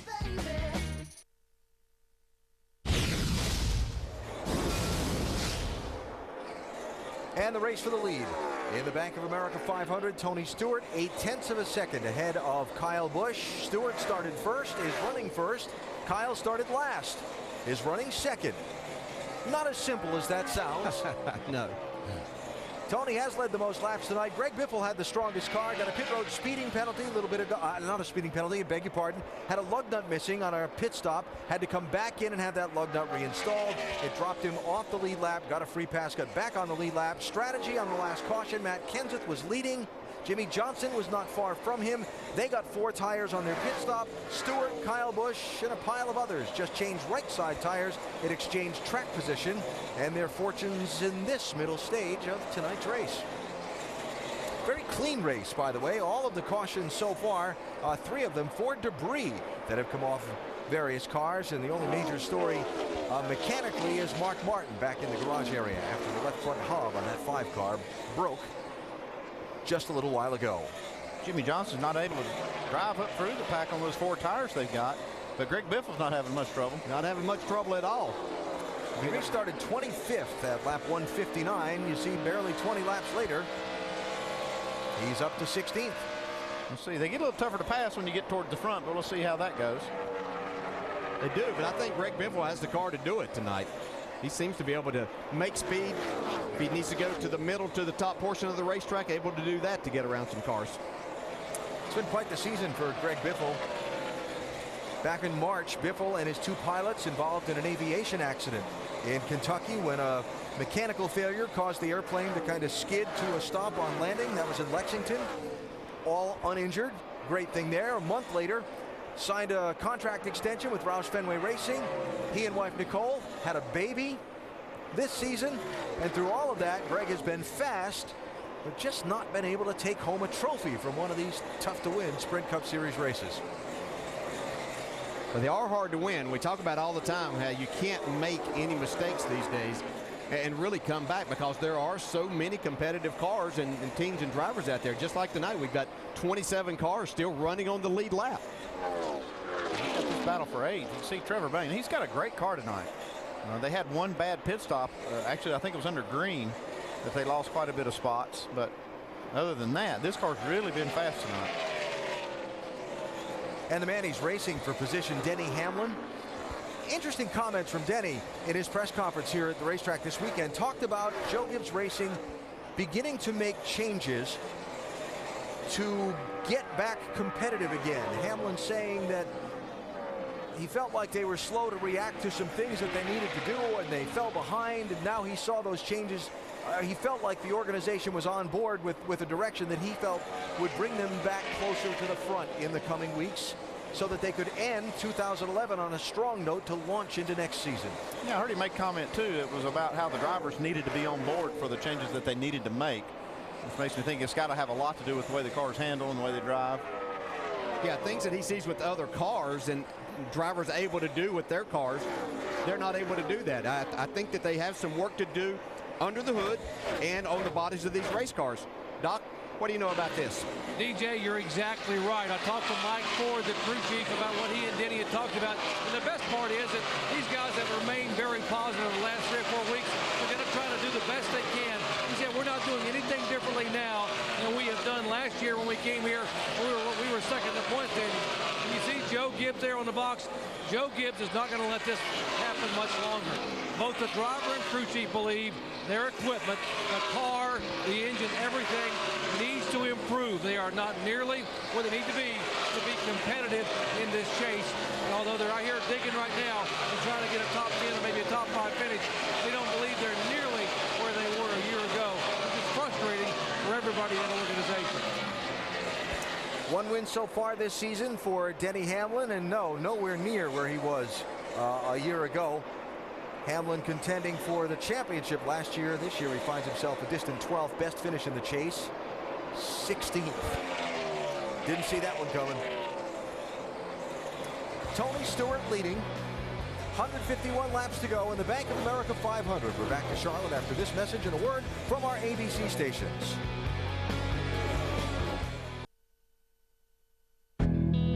To be at your best when the lights are brightest, that's a tough thing to do. Because lights expose cracks, expose weakness. Unbelievable. You can't do anything out here. Nothing. With 6 races left, it's time to make a move. Don't be nervous, my man. We're all here with you. And to do it under the lights, in prime time, well, that's more than a win. That's a declaration. Who's going to make the declaration tonight in the chase for the NASCAR Sprint Cup? And the only night race in the chase, tonight's Bank of America 500 Charlotte Motor Speedway. Right now, Tony Stewart is declaring that a 2-tire strategy to get clean air at the front of this pack down on the nose of that car is worth a lot. Tony not able to hold the lead earlier. The strategy getting him out front. He was able to get away from Kyle Busch on 2 restarts and move away from second place, approaching another set of pit stops. Tony's first 4 races in this championship, interesting, right? The 2 wins, Chicago, New Hampshire, the terrible race at Dover. He ran second last Sunday at Kansas to Jimmy Johnson all race long. A strategy call late that got him a little back in traffic. Then he slid through the pits on a final stop. A driver mistake that got him way back in traffic. And now Tony Stewart trying to regain some momentum toward that cup. They're doing a good job. They got a fast car tonight, and they've also made great decisions at the right time. You can see Jimmie Johnson, he's back in 16th. He's not moved one spot forward since the restart with those 4 tires. So that decision they made really was a turn. I talked about a turning point in the race. It was a negative turning point for the 48 team.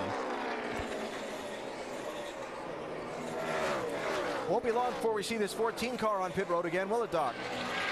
No, Alan, probably about 10 or 12 laps around lap 200. You know, you talked about Tony Stewart and the mistake he made last week. Tony was frustrated about how poorly they ran at Dover and then embarrassed with what he did there at the end of the race last week and said nothing but winning counts from here on out. We're going to make a statement tonight. Mike. The 22 down pit road right now. They've been a little bit tight on entry, loose on exit. They've been contemplating what they should do to this car.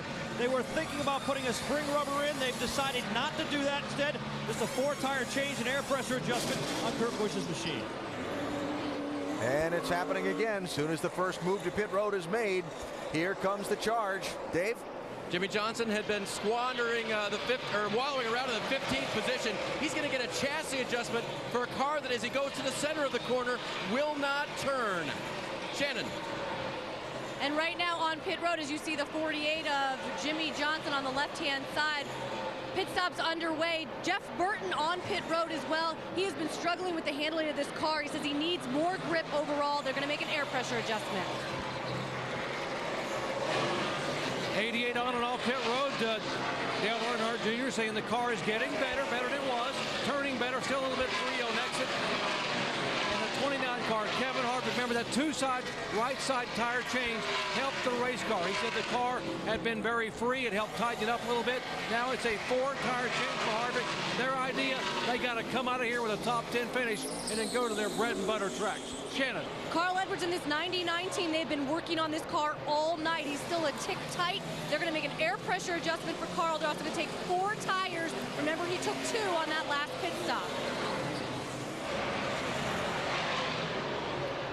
Greg Biffle down pit road now. They go to work on that car. Biffle's been pretty happy trying to rally back from an earlier pit stop problem where they missed a lug nut. They'll do a 4-tire change on the 16. Otherwise, Biffle very happy with his race car. Kyle Busch on pit road. They go to work there. They did a 2-tire change last time down pit road. Expect a 4-tire change this time. They complete their service on the right side of that car. Swing around to the left side, finishing up there, Doc. 11 car, Denny Hamlin. They're going to put the wedge back in it, make a track bar adjustment. There's the 11 car of Denny Hamlin. He said they think they're on the splitter. Oh, trouble left side, a little bit of miscommunication. A couple guys running together. Left side tires going on. Clock ticking away. Still not a bad pit stop. Just over 13 seconds. And now here is the leader, Tony Stewart on pit road. Right side tires last time. Got to be flawless. Got to get it full of fuel. Right front, right rear going on. Coming around. Everything working flawlessly here right now. Left side tires. Gas can up. 12 seconds, 13-7, a little slower than some of the others in the top 5. Here comes Kyle Busch, start-finish line. Tony Stewart just coming up off the pit lane. There's going to be a change of lead on that set of pit stops. Yeah, he was 1.4 seconds behind whenever Kyle Busch came to pit road. I don't know how Kyle does it and where he makes that time up, but he does it every green flag stop. And that's how you go from last to first. Cycle of pit stops not yet complete. J.J. Yeley in the 38 car, the only car that has not come to pit road yet. The 38, one of the cars that came in at lap 156. Remember, we had the handful of cars in under the debris caution when Mark Martin went to the garage. So he's got a couple more laps he can run before he needs to hit the pit lane.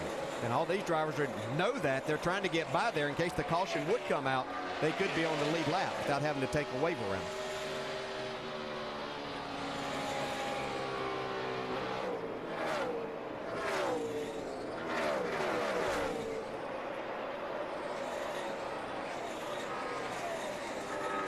So Yeley running out a few more laps before he finishes the cycle of pit stops, and we'll see Kyle Busch in front of Tony Stewart by nearly 2 seconds. See, the pit crew definitely doing their job. That's 1 second of it. He pitted one lap before Tony, so maybe one lap on fresh tires, maybe. Yeah, you could get a little bit there for sure, but as Andy was talking about, Kyle does it time and time again. So it's a lot of his ability to get on and off of pit road a little bit quicker than most everyone else.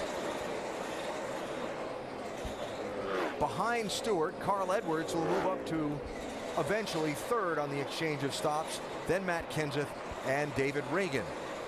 And J.J. Yeley hits pit road, so there is your new leader, Kyle Busch. On the exchange of green flag pit stops, goes from 1 4/10 seconds behind to 2 1/10 seconds ahead. Time to go NASCAR Nonstop, presented by Bank of America. People think because I spend all my weekends at the racetrack, my life is predictable. Actually, things are constantly changing. And whether I need to protect my ATV, my truck, a new home, cover my home away from home, having life insurance, or a growing business, with Nationwide Insurance, I can bundle them together and save. You can too, up to 25%. So call Nationwide Insurance today to bundle and save. Nationwide is on your side. Call 866-500-5555. Hey, that's a good idea. What? Cracking it like that could be huge. Think someone will steal it? The Winklevoss twins? Who'd do that? Do it cautiously. Wonderful pistachios. Get cracking. If I were cheese, I wouldn't want to let go of myself either. Come try the cheese-inspired dishes on our 2468 value menu, only at Denny's. Small space, meet big power. The Craftsman Compact Right Angle Impact Driver. Over 3,000 impacts per minute for powerful torque on the toughest projects in the tightest spaces. Craftsman, trust in your hands. Your car is everything. Your taxi, your moving van, your baby. And for over 30 years, AutoZone has had the parts you can count on to keep it going. But parts are just part of what we do. We're part buddy, part mentor, part of the American way of doing things.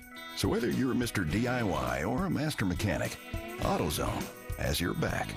Parts are just part of what we do. Get in the zone. AutoZone. Wow, what's that? Oh, it's the new AT&T smartphone. Nice. I wish I could afford one. Yeah, I got a good deal. Look at that screen. Fast, too, right? Oh, yeah. Last week, FITD. It streams movies. Real web browsing. Turn left now. Look at this camera. Hold on. Let's get a photo. I'm listening to downloaded music. Oh, I can afford that. See ya. The AT&T Impulse 4G. For $29.99, there's no excuse not to get your own. AT&T. Crystal, who are you wearing? Fabulous bag. What's in it?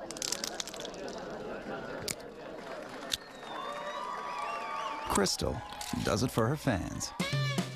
Wonderful pistachios. Get cracking. Hey fans, customize my gear, only at the NASCAR.com Superstore.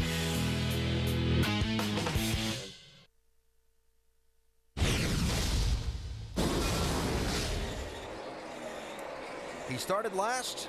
He's running first, just past 300 miles in tonight's Bank of America 500-miler, Charlotte Motor Speedway. Kyle Busch looking to make a statement in his bid for the NASCAR Sprint Cup.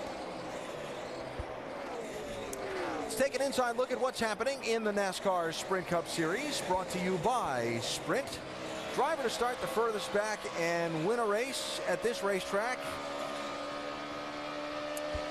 is Jimmie Johnson. Started 37th in May 2003. Riding on board with Johnson. Top screen, of course, Kyle Busch tonight.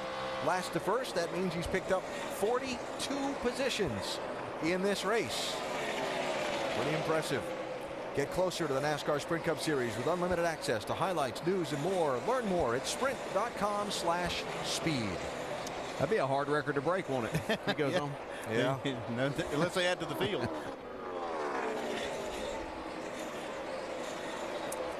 So 18 team started last, running first, and I would imagine they're pretty pleased in their pit, Mike. And tonight in the chase for the NASCAR Sprint Cup, and the only night race in the chase, tonight's Bank of America 500 Charlotte Motor Speedway. Right now, Tony Stewart is declaring that a two-tire strategy to get clean air at the front of this pack down on the nose of that car is worth a lot. Tony not able to hold the lead earlier. The strategy getting him out front. He was able to get away from Kyle Busch on 2 restarts and move away from second place, approaching another set of pit stops. Tony's first 4 races in this championship, interesting, right? The 2 wins, Chicago, New Hampshire, the terrible race at Dover. He ran second last Sunday at Kansas to Jimmy Johnson all race long. A strategy call late that got him a little back in traffic. Then he slid through the pits on a final stop. A driver mistake that got him way back in traffic. And now Tony Stewart trying to regain some momentum toward that cup. They're doing a good job. They got a fast car tonight, and they've also made great decisions at the right time. You can see Jimmy Johnson, he's back in 16th. He's not moved 1 spot forward since the restart with those 4 tires. So that decision they made really was a turn. I talked about a turning point in the race. It was a negative turning point for the 48 team. Won't be long before we see this 14 car on pit road again, will it, Doc? No, probably about 10 or 12 laps around lap 200. You know, you talked about Tony Stewart and the mistake he made last week. Tony was frustrated about how poorly they ran at Dover and then embarrassed with what he did there at the end of the race last week and said nothing but winning counts from here on out. We're going to make a statement tonight. Mike. The 22 down pit road right now. They've been a little bit tight on entry, loose on exit. They've been contemplating what they should do to this car. They were thinking about putting a spring rubber in. They've decided not to do that. Instead, just a 4-tire change and air pressure adjustment on Kurt Busch's machine. And it's happening again. As soon as the first move to pit road is made, here comes the charge. Dave? Jimmy Johnson had been squandering wallowing around in the 15th position. He's going to get a chassis adjustment for a car that, as he goes to the center of the corner, will not turn. Shannon. And right now on pit road, as you see the 48 of Jimmy Johnson on the left-hand side, pit stops underway. Jeff Burton on pit road as well. He has been struggling with the handling of this car. He says he needs more grip overall. They're going to make an air pressure adjustment. 88 on and off pit road. Dale Earnhardt Jr. saying the car is getting better than it was, turning better, still a little bit free on exit.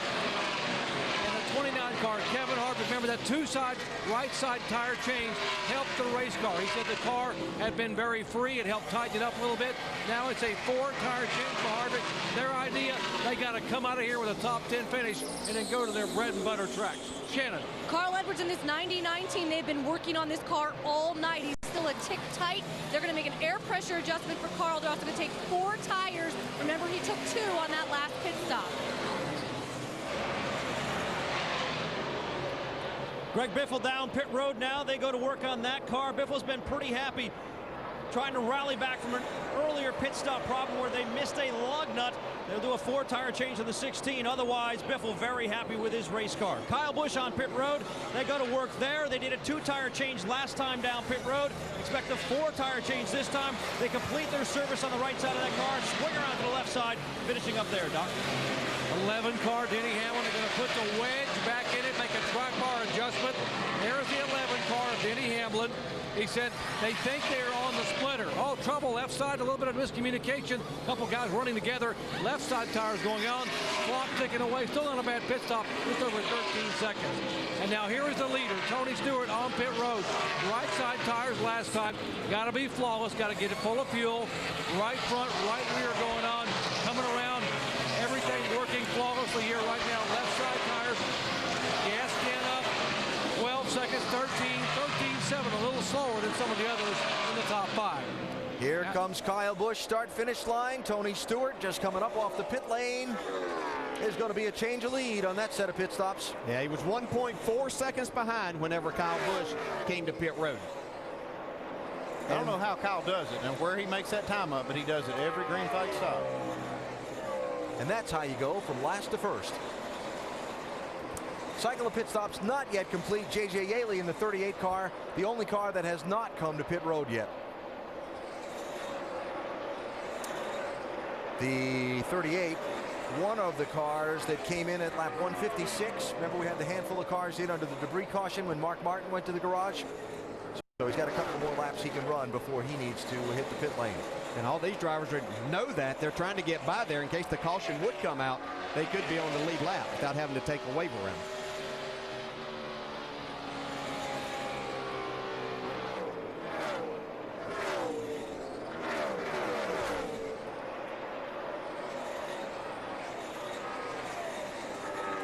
So Yaley running out a few more laps before he finishes the cycle of pit stops, and we'll see Kyle Busch in front of Tony Stewart by nearly 2 seconds. See, the pit crew definitely doing their job. That's 1 second of it. He pitted 1 lap before Tony, so maybe 1 lap on fresh tires, maybe. Yeah, you could get a little bit there for sure, but as Andy was talking about, Kyle does it time and time again. So it's a lot of his ability to get on and off of pit road a little bit quicker than most everyone else. Behind Stewart, Carl Edwards will move up to eventually 3rd on the exchange of stops, then Matt Kenseth and David Reagan. And J.J. Yaley hits pit road, so there is your new leader, Kyle Busch. On the exchange of green flag pit stops, goes from 1 4/10 seconds behind to 2 1/10 seconds ahead. Time to go NASCAR Nonstop, presented by Bank of America. People think because I spend all my weekends at the racetrack, my life is predictable. Actually, things are constantly changing. And whether I need to protect my ATV, my truck, a new home, cover my home away from home, having life insurance, or a growing business, with Nationwide Insurance, I can bundle them together and save. You can too, up to 25%. So call Nationwide Insurance today to bundle and save. Nationwide is on your side. Call 866-500-5555. Hey, that's a good idea. What? Cracking it like that could be huge. Think someone will steal it? The Winklevoss twins? Who'd do that? Do it cautiously. Wonderful pistachios. Get cracking. If I were cheese, I wouldn't want to let go of myself either. Come try the cheese-inspired dishes on our 2468 value menu. Only at Denny's. Small space, meet big power. The Craftsman Compact Right-Angle Impact Driver. Over 3,000 impacts per minute for powerful torque on the toughest projects in the tightest spaces. Craftsman, trust in your hands. Your car is everything. Your taxi, your moving van, your baby. And for over 30 years, AutoZone has had the parts you can count on to keep it going. But parts are just part of what we do. We're part buddy, part mentor, part of the American way of doing things. So whether you're Mr. DIY or a master mechanic, AutoZone has your back. Parts are just part of what we do. Get in the zone. AutoZone. Wow, what's that? Oh, it's the new AT&T smartphone. Nice. I wish I could afford one. Yeah, I got a good deal. So. Look at that screen. Fast, too, right? Oh, yeah. Last week, FITD. It streams movies. Real web browsing. Turn left now. Look at this camera. Hold on. Let's get a photo. I'm listening to downloaded music. Oh, I can afford that. See ya. The AT&T Impulse 4G. For $29.99, there's no excuse not to get your own. AT&T. Crystal, who are you wearing? Fabulous bag. What's in it?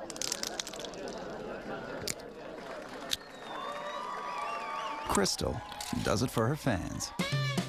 Wonderful pistachios. Get cracking. Hey fans, customize my gear. My gear. My gear. My gear. Only at the NASCAR.com Superstore.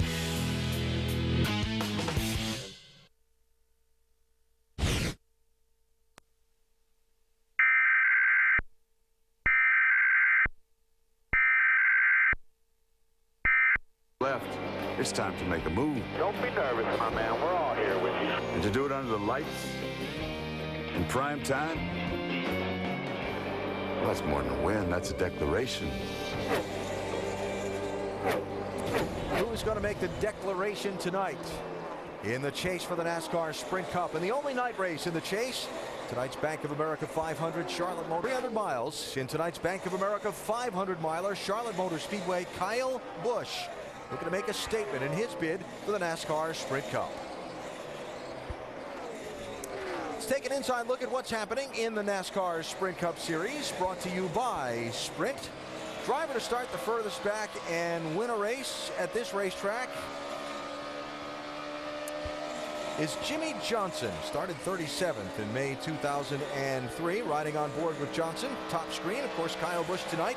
Last to first. That means he's picked up 42 positions in this race.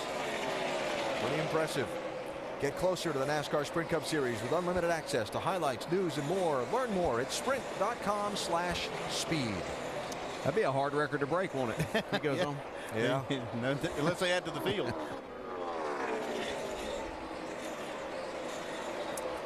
So 18 team started last, running first, and I would imagine they're pretty pleased in their pit, Mike. I think that's a pretty good estimation, Alan. Catching up with his crew chief, Dave Rogers now. You started at the back of the field, but what a charge to the front. How have you done it? Well, so far, this 7 of the cameras been real fast. Our pit crew's been phenomenal, and you can't say enough about Kyle Busch. He's been real patient. You know, starting in the back, track position race, it'd be real easy for him to get excited and tear the thing up, but he didn't. He took care of it, drove it all the way to the front, but there are a lot of laps of racing left, so we'll see if we can hang on. Alan, they came into this race knowing they had to make the most of it. 20 points out of the lead. Rogers told me this afternoon, he said, our chase could go in either direction from what we do here in Charlotte. So far in this championship, Kyle Busch has had finishes of 22nd, 11th, 6th, and 11th. And for a guy who had the most wins, along with Kevin Harvick, starting the championship 4 apiece through the course of the season, these weren't the kind of numbers we were expecting.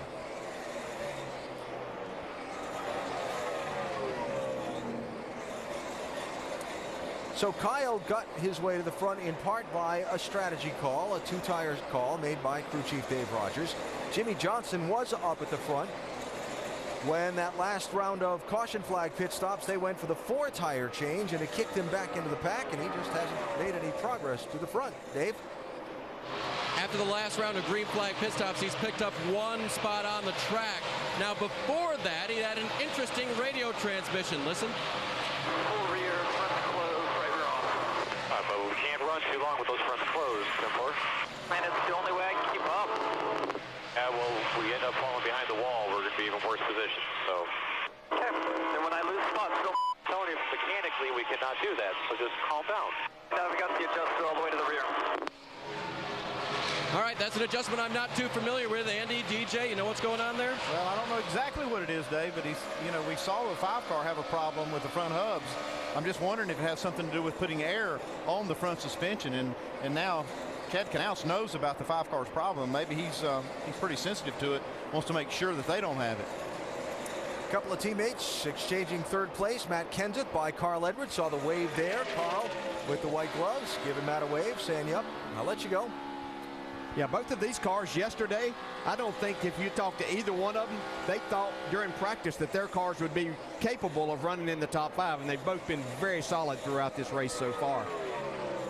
Roush Fenway Ford's running 3rd, 4th, and 5th at the moment. And by the way, Greg Biffle has worked his way back into the top 10. Yeah, he sure has. He's on a mission to get back up there and show that he has the best car here tonight. But, you know, back to talking about those cars yesterday, not very good in practice. Some guys that we heard talk about their cars being great yesterday in practice, they're not running very well tonight. So it just shows you the big difference. The surprise factor we talked about that Jimmy Johnson and Carl Edwards were discussing earlier. Greg Biffle just joining us on a green flag pit stop earlier after running up from 5th starting spot and leading a lot of laps early in this race. Left pit road at lap 126 without one of the lug nuts on his left rear. Had to come back in, have that reinstalled, went from leading to 28th place a lap down. Caution flag at lap 146 got Biffle the free pass, the lucky dog. He got back onto the lead lap and has been slowly chipping his way forward through this pack ever since, on a night when it's shown to be a little hard to pass, even when you have a faster car. So Mark Martin is back on the racetrack in the 5-car after the problem earlier. 37th place, 46 laps down. Shannon, what did they tell you? Well, the team is telling me that there was definitely some overheating involved. It was bright red, as you guys saw. They said when Mark took off on that restart, he said something broke. And that is what they told me it was, a broken part. But they did have to replace everything that was attached to that left front wheel. So that's what they did while they were in the garage. Certainly something they're watching. All right, Shannon, thanks. Rusty, you have your head up under the hood of these race cars a lot. What are you thinking there? Yeah, I try to occasionally. There's no doubt about that. But I've been listening to all this conversation about heat in the front end of the cars, the brakes, all this type of stuff. And listening really close to what Jimmy Johnson got to say, it sounds like he's messing around with his brake balance, putting a lot of brake balance to the front of the car, maybe helping correct a loose condition. I would think that's probably what it is. But then Chad's saying, hey, you can't do that, man. It's going to get mechanically going to hurt us. Mechanically, what he's talking about, it's going to overheat the front of the car. It could have a problem with the brake problem. It could have a problem with a hub, something like that. But I'm positive that it's the brake proportion front to rear, guys. What do you think there, driver crew chief? Well, there's a lot of things that they have in place here now, and certainly I think that the problem that the 5 car had, I'm more inclined to believe, like Andy was talking about earlier, that they're concerned that with things that they're doing, that they may damage the entire suspension there. So there's so many things that they try to cool and have to do now. Yeah, I also agree with Rusty. I think that one of the things he's struggling with is his car's tight. Yeah. The way to fix that, if you're using the brakes in, is to put some of that brake to the rear. And I think that's what he's talking about. Okay, if I can't do what I want to do, I'll put more rear brake in it and see if we can make the car do what I want to do and not overheat the fronts. Well, Johnson trying to take a spot away from A.J. Allmendinger there. You saw him pass Kevin Harvick a couple of laps ago during this conversation. Now he's running 13th and trying to take 12th away from the Dinger.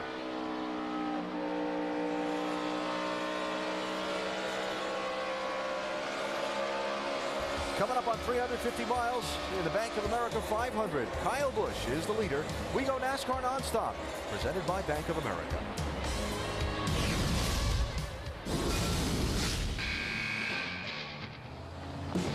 There's a lot of talk out there about who makes the most dependable truck. Well, talk is cheap. Here's a fact for you. The Toyota Tundra received J.D. Power and Associates' most dependable large pickup 6 years in a row. Now that's a statement no other truck can make. The full-size Tundra from Toyota.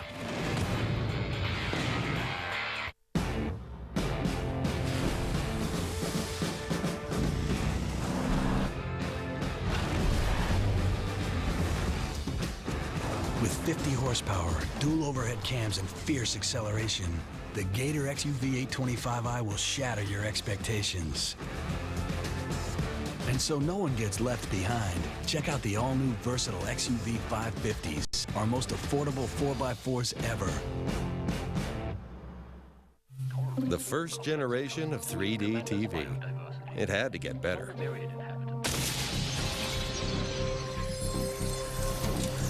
Introducing Vizio's Theater 3D.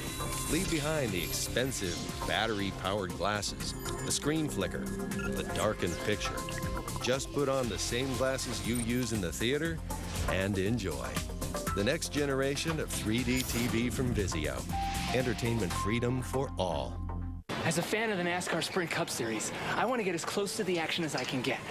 One way to do that is to use the NASCAR Sprint Cup mobile app for my HTC Evo 4G. Another way is to hide in the back of Carl Edwards' car. Yeah, Carl! Whoa, we're getting ramped! Get unlimited access to the chase for the NASCAR Sprint Cup with highlights, news, and more. Truly unlimited data, only from Sprint. This is not as safe as I initially planned. Well, that kicking cone is gonna smack you right. Punch you in the mouth, don't put up a fight. Hot crispy onions from way out west. Don't nab it, hot dab it, that chili's the best. Cool your sizzle with a bacon and blue. I done reaching for my hatchet, let's split it in two. Mean blue cheese, say please, please, please. That BLT will bring it to your knees. The new Kickin' Coney and Bacon and Blue Dog. Giddy up. Get your premium beef hot dog on for just $1.99. This is how you Sonic. NASCAR said, have at it, boys. And the drivers sure took that to heart. It's all about no limits in Texas. Hell, we've seen Gordon and Burton scrapping on the backstretch. Jimmy Johnson's crew chief fired his pit crew mid-race. These are my kind of guys. Get 2 front stretch tickets for only $99 to the AAA Texas 500 and see me, Trace Atkins, in the Axe Salute to the Military pre-race concert. Go to TexasMotorspeedway.com for tickets. NASCAR, it's in my blood.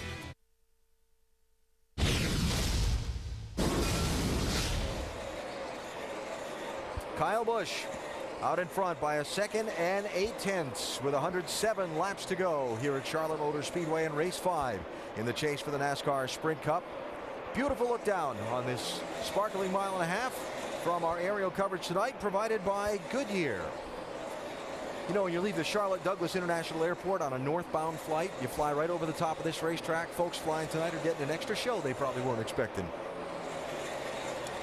Speaking of a show, Monday Night Football, ESPN, Brandon Marshall and the Miami Dolphins looking for their first win against AFC East rival, the Jets, while Mark Sanchez and company are trying to stay undefeated at home and kind of get back in playoff form. Dolphins-Jets, ESPN's Monday Night Football, 8:30 Eastern, also available live on Watch ESPN, coverage starting at 7 Eastern, with Monday Night Countdown served by Applebee's. If there's ever a game that both teams need to win, that's it right there. Do you have any idea what Brandon Marshall was talking about the other day? How long he's going to be in this game? No. Lost me. Letting it all hang out and maybe I'll be out of it by halftime. I don't know. We'll see. Kyle Busch I wonder what all game. that was too. Yep. This is race 5 in the chase for the NASCAR Sprint Cup, the only night race in the chase. 500-miler at the very fast and sometimes fickle Charlotte Motor Speedway. Story of the night, driver of that 18 car, Kyle Busch. Team had to change engines after they stripped a bolt out in doing its maintenance work, getting ready for the race. Violation of NASCAR's one engine per weekend rule designed to save costs, so he had to start last. He's leading the race. So far tonight, just 3 cautions, all for debris. Been mostly a green flag race tonight. Kyle Busch, Greg Biffle, Tony Stewart, Matt Kenseth doing most of the leading. Let's get you up to speed while we watch some of these guys blast around here at a high rate of speed. Mike, how about Kyle Busch? Well, Alan, you know what they say when you start at the back.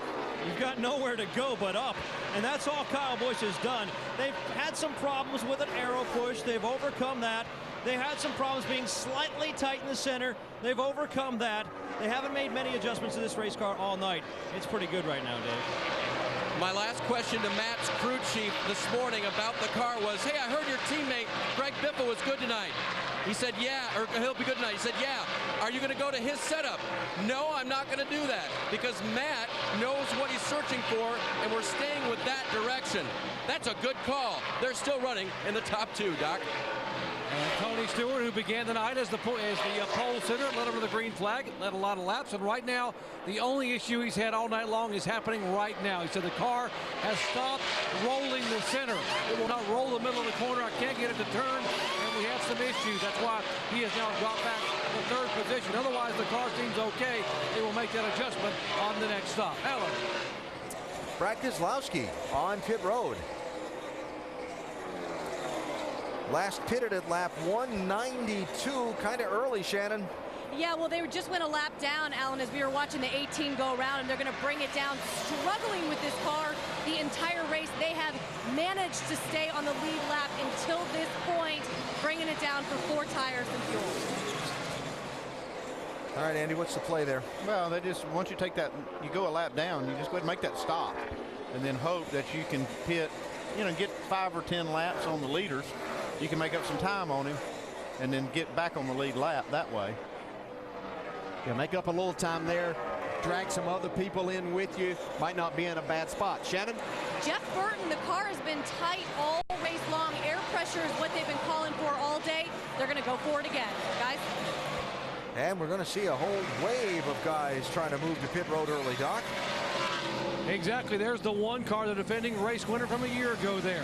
Davey McMurray trying to get his car dialed in, then free off, and let's go to Mike. Steve Addington calling for a slight track bar adjustment, a half a round down, and a 4-tire change on the 22 car for Kurt Busch. They complete their stop, a quick one for the 22. Dave? 48 car of Jimmy Johnson is in right now. He said on this run it was a little bit snug going through the corners. He's going to get another chassis adjustment and an air pressure adjustment for Johnson. And Tony Stewart very, very tight. He told him a moment ago it would not roll the center of the corner. Major chassis adjustment, left rear, 4 tires. He's away. Watching Kyle Busch continue to lead, watching Trevor Bayne coasting slowly down the back straightaway. Not sure he's going to make it back around. No, I think broke coming make it back here. He broke coming down the front straightaway.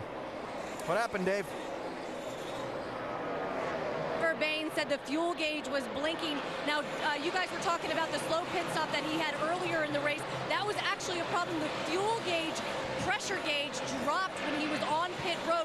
It did come back up, but that's kind of been a plaguing thing for this 21 team, and it was a fast race car all day. Caution on the track. For Trevor Bayne's car. Man, I can't believe he ran out of gas in that fuel last, but man, that is a tough break. This car was super fast tonight. That's what happened. He just ran out of fuel right here at the start-finish line, actually on the front straight. That'll be wrong in the fuel cell. Has to be. I mean, that's 2 laps less than last time. Something's wrong, Nick. We're out of gas.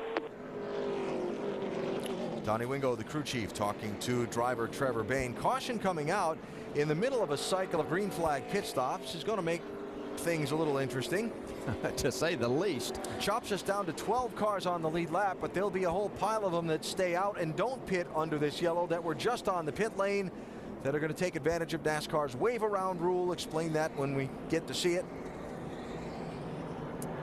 Tony Stewart, first car not on the lead lap when the caution comes out, so he is going to get the free pass. 13th place Stewart. And Trevor Bayne was doing such a great job. Andy and I were watching so many times that he had the fastest lap on the racetrack in the top 10 all night. Very competitive. Yeah, made a good green flag stop the stop before, so they were moving their way back up. Looked like they were going to be in the top 5 before too much longer. That's not what they needed there. Man, that's too bad. Stops with 95 laps to go here. Dave? Matt Kenseth will give up the second position. 4 tires for Matt. They'll get an adjustment for a car that has gone loose, and that'll be an air pressure adjustment, it does appear.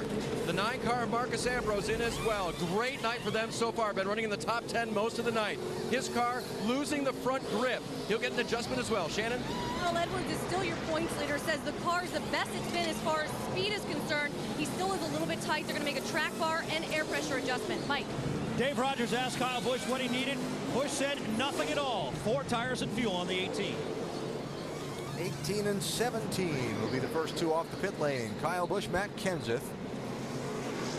And yes, the herd thinned by the timing of the caution. A bunch of other guys are going to get back on the lead lap, but those who had not pitted, like Greg Biffle in that 16 car, just gained a lot of track position. Yeah, big break for him. Fast race car, and up there, will be right up there with the leaders now.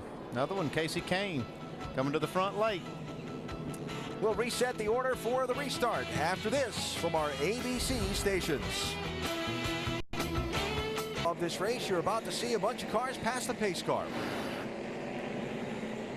These are all the cars that pitted under the green flag, trapped a lap down by the caution flag when the yellow waves. Pace car gets in front of the leaders, bunches up the field behind it.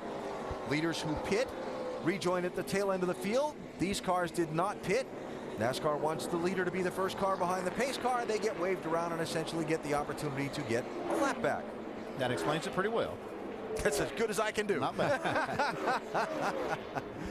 So Kyle Busch, the race leader, Tony Stewart, first car lap down at the yellow. He gets to come back around and did come down and top off the fuel. Jimmy Johnson gets back onto the lead lap with the wave around. And he is the only one that is going to get back on the lead lap of all of those cars you just saw waved around the pace car. All of them were a couple of laps down.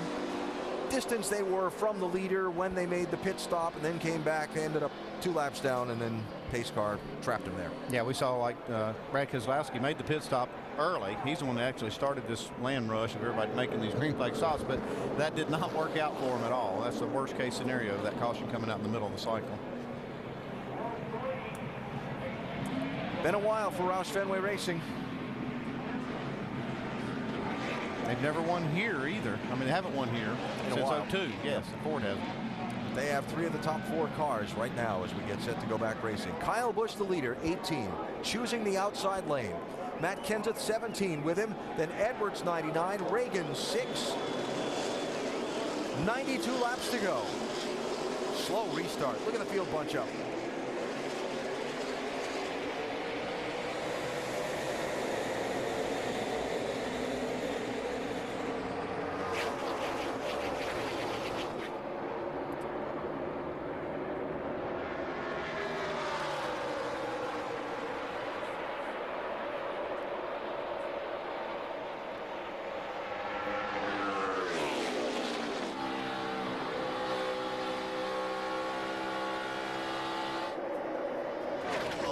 close. Kyle Busch squeezing down in front of Matt Kenseth to reclaim that top spot.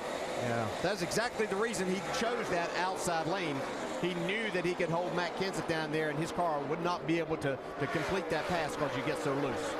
I kind of wonder about that restart, though. It looked like they really slowed up right coming to the green. They saw a lot of cars spinning the tires. David Ragan in the 6 looked like probably had the most trouble of getting up to speed. Second place, Carl Edwards, 99.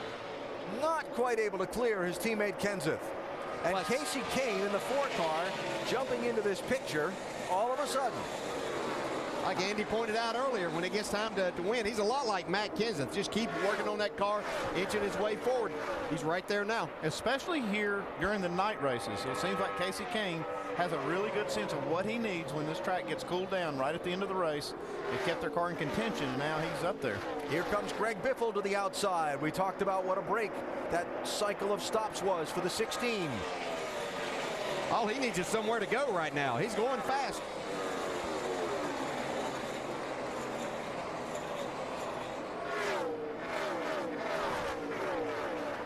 See all of these Fords working really well up there right now. All right, couldn't find a lane on the outside. I'll try the bottom. Yeah, that was good patience by Biffle there, knowing how good a car. Look at him just wheel this thing off the corner. Never backed out the gas. And when that car looks to you like it's dancing around like that, it is at 180 miles an hour.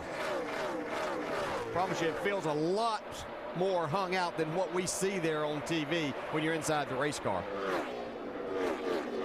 This little hornet's nest coming at you. That's Jimmie Johnson. Had to start behind a lot of lap cars on this restart. By being that wave around car, he could not line up right behind the lead lap car. Yep. By NASCAR rule, when you take advantage of that, you start at the back of the pack. They figure they're giving you that whole lap, basically, that they're not going to give you even more by letting you line up in front of the lap cars. So even though Johnson is running in 14th spot, he's probably about 20th or so in line on the racetrack.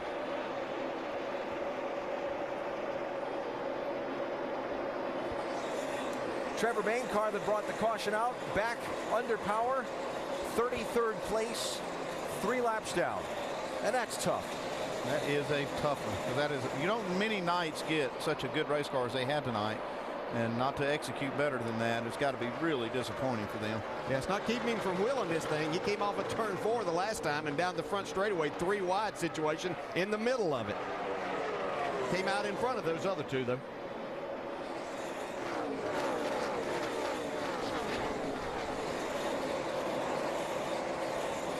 So Kyle Busch has settled into about a 1-second lead over Matt Kenseth, who has settled in his advantage over Carl Edwards after the first intense couple of laps after the restart.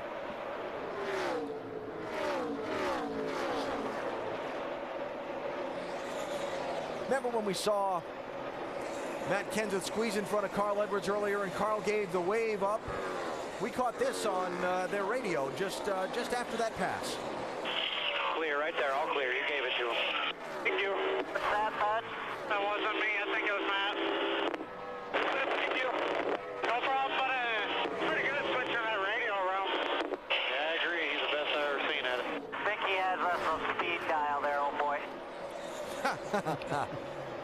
Conversation with the teammates while they're racing at speed against each other. 4 and 6, Kahne and Ragan racing for 5th and 6th, while Dale Earnhardt Jr. has just come to pit road, Doc. Quickly came on, said, I got an issue. They said, come down, just 4 tires. Vibration, he's down and away. An unscheduled stop for the 88 car, guys. That'll hurt. It seems like it's something every race with the 88 that they keep working on it and just can't seem to put together a full race. So Kahne passed Ragan for 5th behind Kyle Busch, the race leader with 82 laps to go. We go NASCAR Nonstop, presented by Bank of America.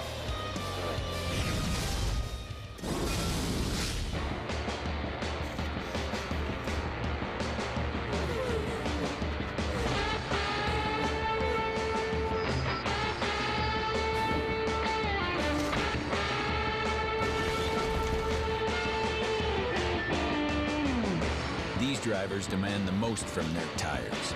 They choose Goodyear. And everything we've learned making these tires inspires what we roll into yours. Goodyear, more driven.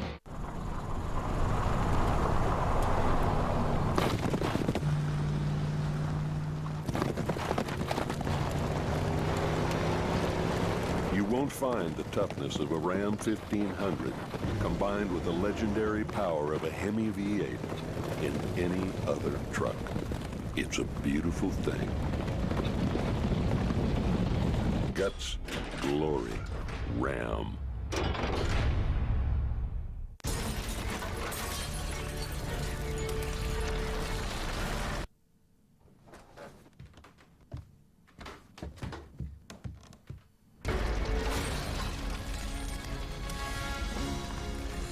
With DirecTV, you can start watching in one room, pause, and continue watching in any other room. Experience it yourself. Get your whole home connected for free. Don't just watch TV, DirecTV. It's 5:30 a.m. We got a car, a couple cameras. Gonna go have some fun. I can get closer. Here's the true test. Chris, let's see what you got.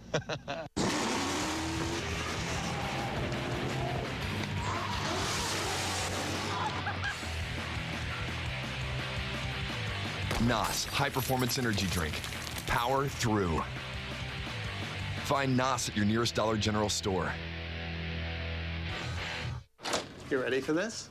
I just signed the whole family up for unlimited mobile-to-mobile minutes. You're kidding. No. Where's that money coming from, Steve? Did it even cross your mind to ask your wife before signing us up for something so expensive? My mother was right. I should have married John Clark. They were free.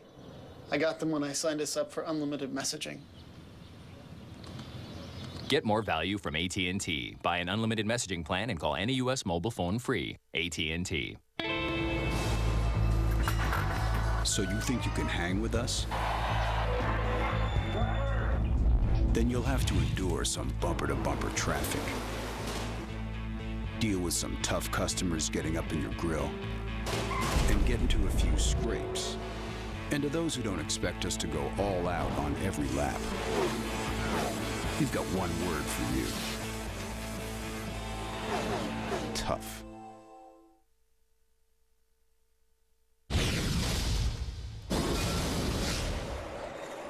Kyle Busch started last. He's running first with 75 laps to go tonight here in Charlotte. Over 19 million people welcome Tim Allen back to ABC, making Last Man Standing television's newest comedy hit. ABC's Last Man Standing, all new Tuesday, 8/7 Central on ABC. So remember earlier in the race when Jimmie Johnson was up running in the top few spots, we showed you the way the championship standings would look at that moment. Well, this latest turn of events with Johnson getting trapped by the caution in the middle of green flag pit stops and having to take the wave around. Now, instead of running second or third at the time, he's running 13th. And at 1 point per position, that shuffles Jimmy back in those standings. Yes, shuffled him back, but Carl Edwards, by being up there in the top 5 for the majority of the nights, got him right where he started the ninth, and that would be atop the standings. Matt Kenseth closing on Kyle Busch. While Tony Stewart and Jimmie Johnson exchange a position, that would be for 12th and 13th. Really haven't seen Stewart go anywhere since this restart. Well, they've kind of lost the handle of the track in their car right now. You know, they jumped out on those 2 tires that they got under that 1 caution and jumped out in front of everybody after they made the green flag stop that wasn't very good and haven't been able to recover since. Rusty Brad, clean air is king, it looks like, huh? Oh, man, you got that right, guys. Clean air is king right now. You know, one car I'm looking at, in fact, a couple, Stewart, Gordon, those guys back there, Johnson, they've got themselves locked back 12th, 13th, 14th in that area. I think in order to get themselves forward, they're going to have to take a gamble, guys. Get 2 tires on this thing, you know, and then this next stop, because I remember how good Tony Stewart ran with those 2-tire guys when he got that clean air. He got up front. His car handled good. He kept that track position. I'm afraid those guys in the back are going to have to do the same thing now if they're going to try to win this race, get some points. Well, I tell you what, Rusty, I'm watching that and I was thinking the same thing. But I'm looking at these guys, especially Jeff Gordon. He's come from way back, got himself up to 14th. If they could perhaps get a restart, I think you got to go like it's nobody's business and get as many spots as you possibly can. So you might want to have 4 tires so you can go get you some spots. Now, the question about all that, Rusty and Brad, is whether the circumstances present themselves for them to even be able to play that strategy, right? This race has had a really green flag look to it for a lot of the night. Everybody's spread out there. Absolutely right, Alan. So, absolutely right. If we go green from here to the finish, they'll all make one more pit stop, and they'll have to take 4 tires and fuel, and there's no opportunity to play any strategy to try and steal some finishing spots and some points. Kyle Busch leads, 70 laps to go. Time for NASCAR Nonstop, presented by Bank of America.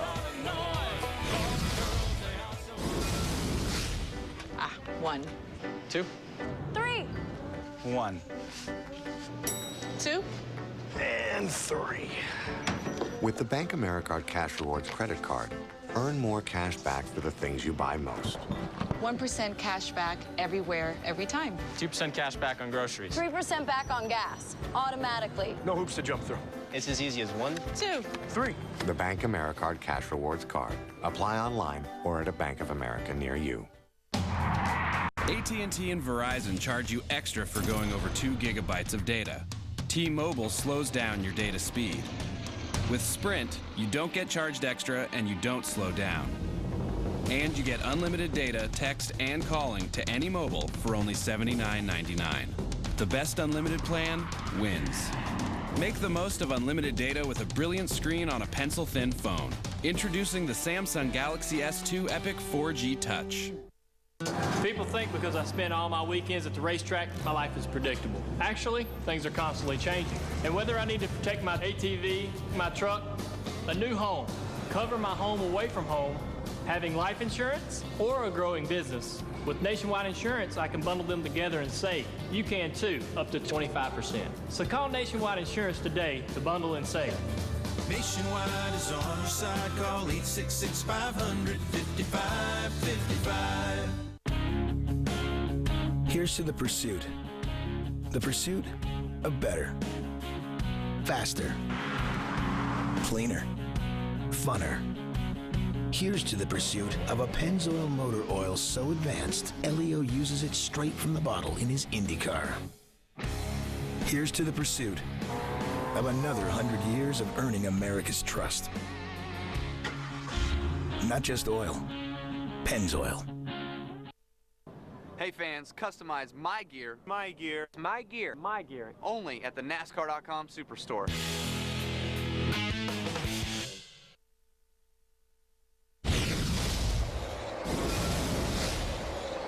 Following Kyle Busch around the Charlotte Motor Speedway from our aerial coverage tonight, brought to you by Goodyear.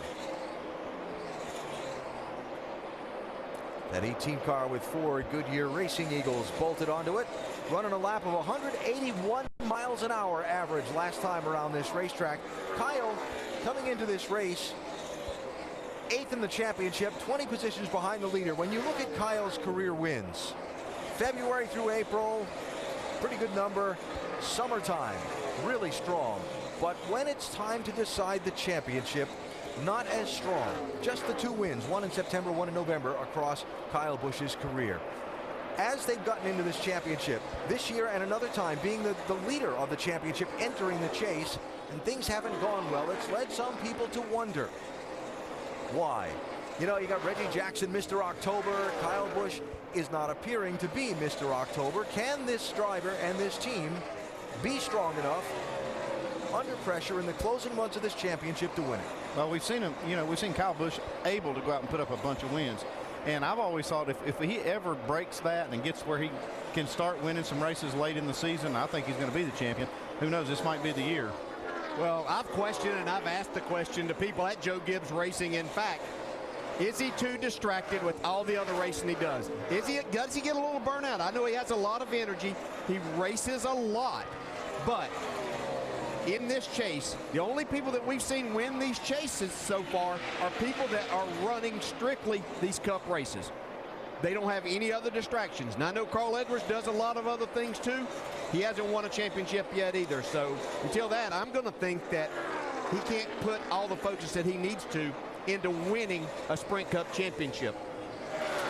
Speaking of championship, Auburn Tigers, last year's college football BCS champions. And if you have just joined us after watching Auburn beat Florida tonight, you're watching Kyle Busch try to hold off Matt Kenseth for the lead in the late stages of tonight's Bank of America 500. Mike Massaro is in the Kyle Busch pit.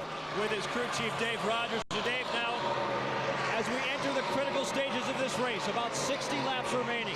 From a race strategy standpoint, how do you see this thing playing out? Well, it's been a track position race all day. We're the exception. We started last. We're leading, but man, it's just so hard to pass people. Even when we're going by lap cars, we slow down a lot. So we're going to do all we can to protect our track position for the rest of the night. You get the perspective of another one of the contenders here tonight. We go to Dave Burns. With Jimmy Benning, he's a crew chief for Matt Kenseth. Jimmy, you told me you might not be that great. Were you surprised how well Matt's done tonight? It's been pretty good. You know, we need a little bit more. We're a little bit too free right there, but we'll keep working on it. When does your final fuel window open? We can make it to our next window. Okay. Hey, we don't know when it's going to be, but they can definitely make it. Alan? When is your fuel window open? Yes. He does that one pretty good. That's good. Well, Matt Kenseth closing a little bit of time on Kyle Busch. We're back to Charlotte after this from our ABC stations. ESPN's coverage of the Bank of America 500 on ABC. Brought to you by Bank of America, the official bank of NASCAR. Sprint, proud sponsor of the Chase for the NASCAR Sprint Cup. Craftsman, trust in your hands. And Gillette Fusion Pro Glide and the Irritation Defense Line. Help defend your skin. A very fast Bank of America 500 so far tonight at Charlotte Motor Speedway. Just 4 caution flags, either for debris and one for a car stuck on the racetrack that was out of fuel. No crashes tonight, somewhat surprisingly. And a race for the lead between 18 and 17, Kyle Busch and Matt Kenseth, as we approach a round of green flag pit stops very soon. Dale, very few cautions. The cautions we've had have all been very quick. The effect on a driver at a fast racetrack like this is what? Yeah, you have to be fit right now. That's whenever we see the drivers that really keep themselves in shape doing well right now, because we've talked about the amount of grip, the banking in the corners, a lot of G-forces there, really tires you out. So you have to be in shape to handle this at the end of the race, because you have to go fast. The track's just getting faster as it continues to cool off. Where do you feel the fatigue first? I mean, you feel it in your neck, your arms? I mean, what gives up first? Yeah, your neck is where you start to feel it, and that makes it hard to focus down into the corner, getting back to the gas and being able to get the car through the center of the corner as fast as you need to and on the exit. Really slings you over to the right side of the seat. Whoa, that was close with that 17 car. Just a little bobbled there off turn 4. But in it. And these front 4 look like they're closing up. Edwards 99, Biffle 16, closing in.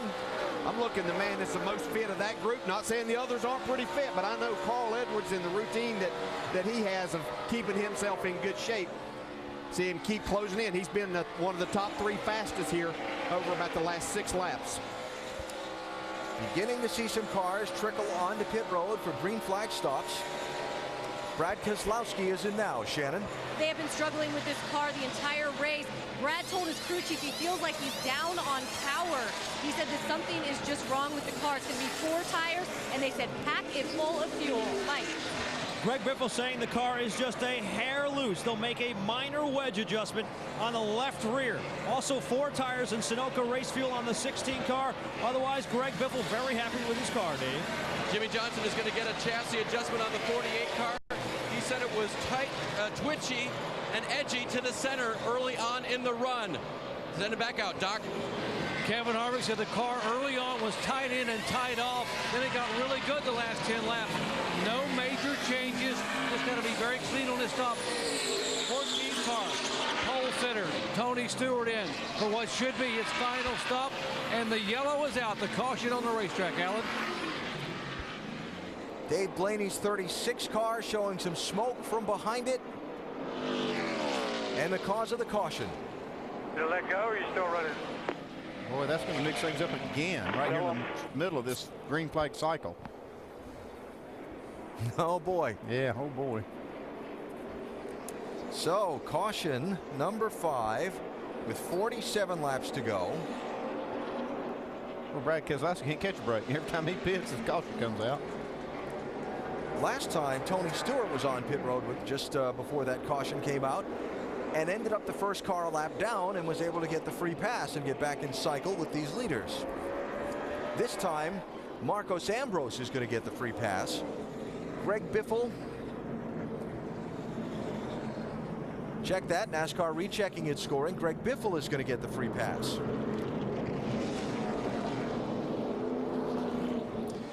Kevin Harvick, Jimmy Johnson, Tony Stewart, among those that are going to have to take that wave around. Yeah, it'd be a big break for Greg Biffle for that to happen.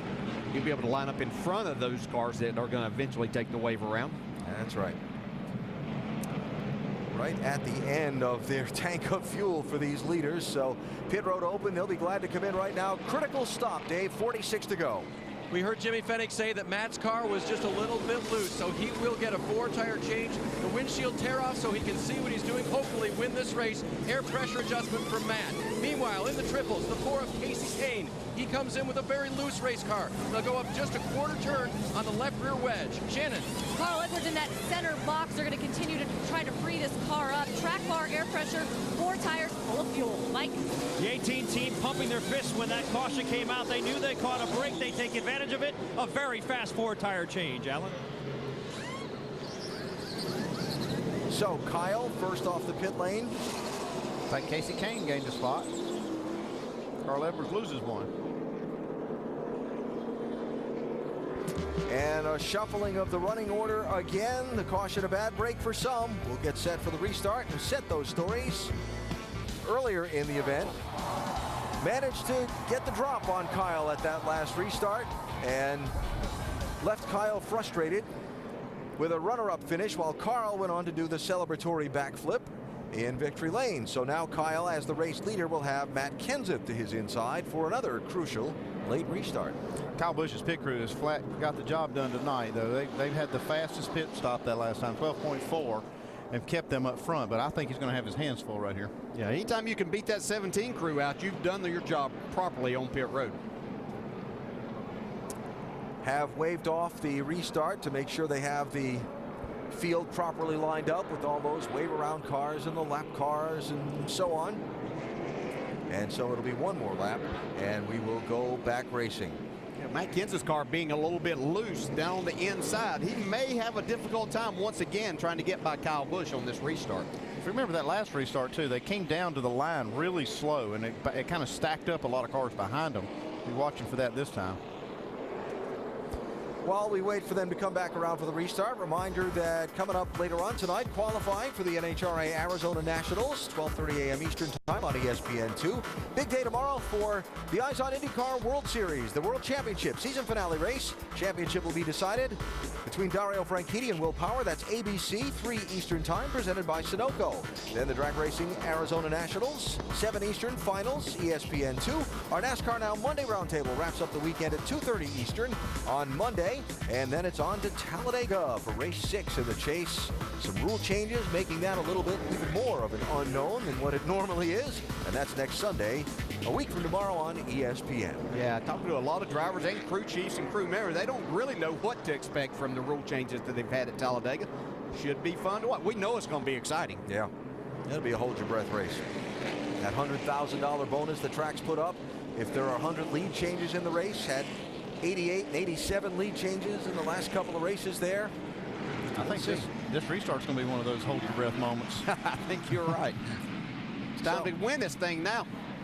Last restart, Kyle Busch brought him down at a very slow pace, waited kind of late in the restart zone to go. Busch and Matt Kenseth again in the first and second positions, 42 to go. What's going to happen?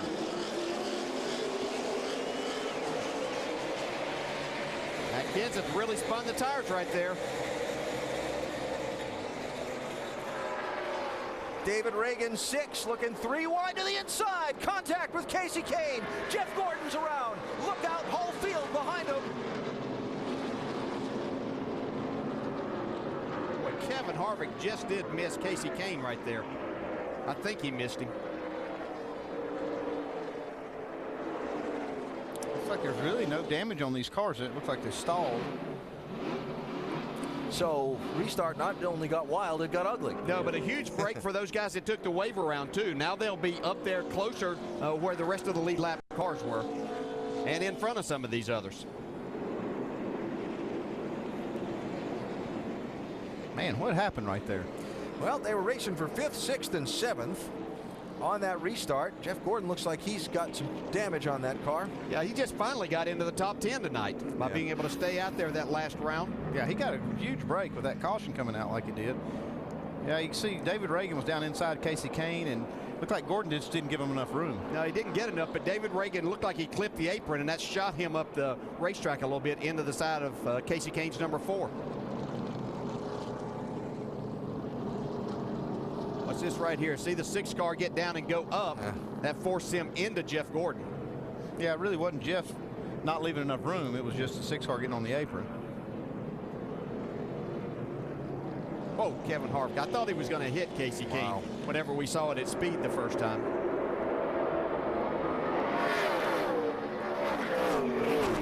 Well, Jeff did a good job of trying to save that car. Stayed in the throttle. This would be a fun look. Ride with Kevin Harvick. Oh, y'all think this is fun, do you? Top is, you got to spin, stay, it's going in the middle. Hell, I don't know where you're at. I was with you. One lane only, outside. I couldn't see, I lost you. Went to the grass, man. I probably. I mean, look at Gordon Wheel that time. Save it. Yeah, he was standing in the throttle, trying to get it out of harm's way there. Love that at night. You could see his eyes looking down when the car was sideways.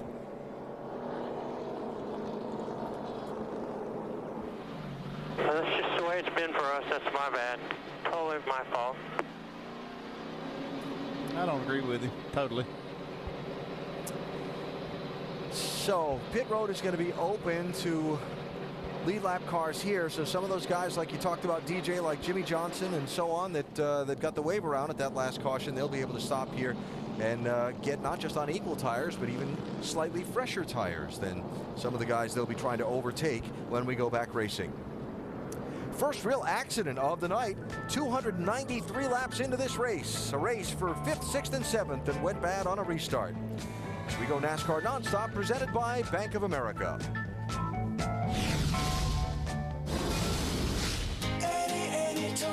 Yeah, and you see David Ragan then starts to look inside Kasey Kahne, get down to the corner, and it looked like Jeff Gordon had to back off and kind of got back into this. All right, couple of pit stops by championship contending cars before we get the restart. Dave? Alan, Jimmy Johnson radioed in. I didn't slide a tire. Life is good. However, he got some grass that came off of other cars that did go through the grass on his grill, so they came and put 4 tires on and cleaned off the grill. There's Matt Kenseth in 17. He did not pit, stayed out for his track position, guys. Doc? And Kevin Harvick had the same issue with the little excursion through the grass. Had grass on the grill. Water temperature was at 250 and rising, so they had no choice but to come down pit road, clean that front grill, and put 4 tires on it, top it off with fuel. He's okay. Restarts in 10th, guys. How's the water, Mama? 50 and rising.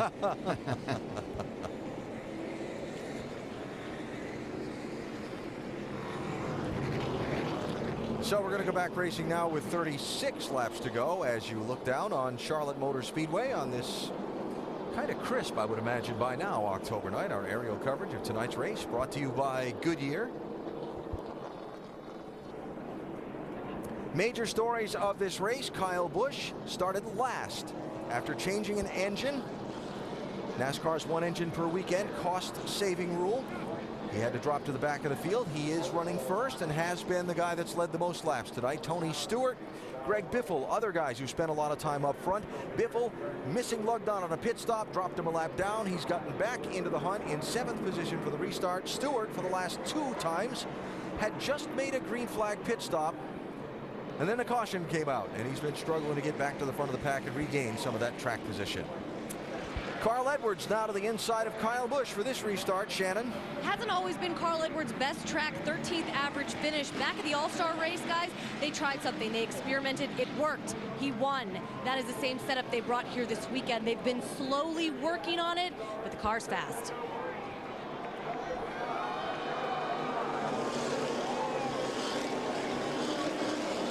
.36 to go. And again, the inside lane doesn't go. Must not be a lot of grip down on that inside part. See, Denny Hamlin looked like he was going to take that second spot. Carl Edwards fighting back, though.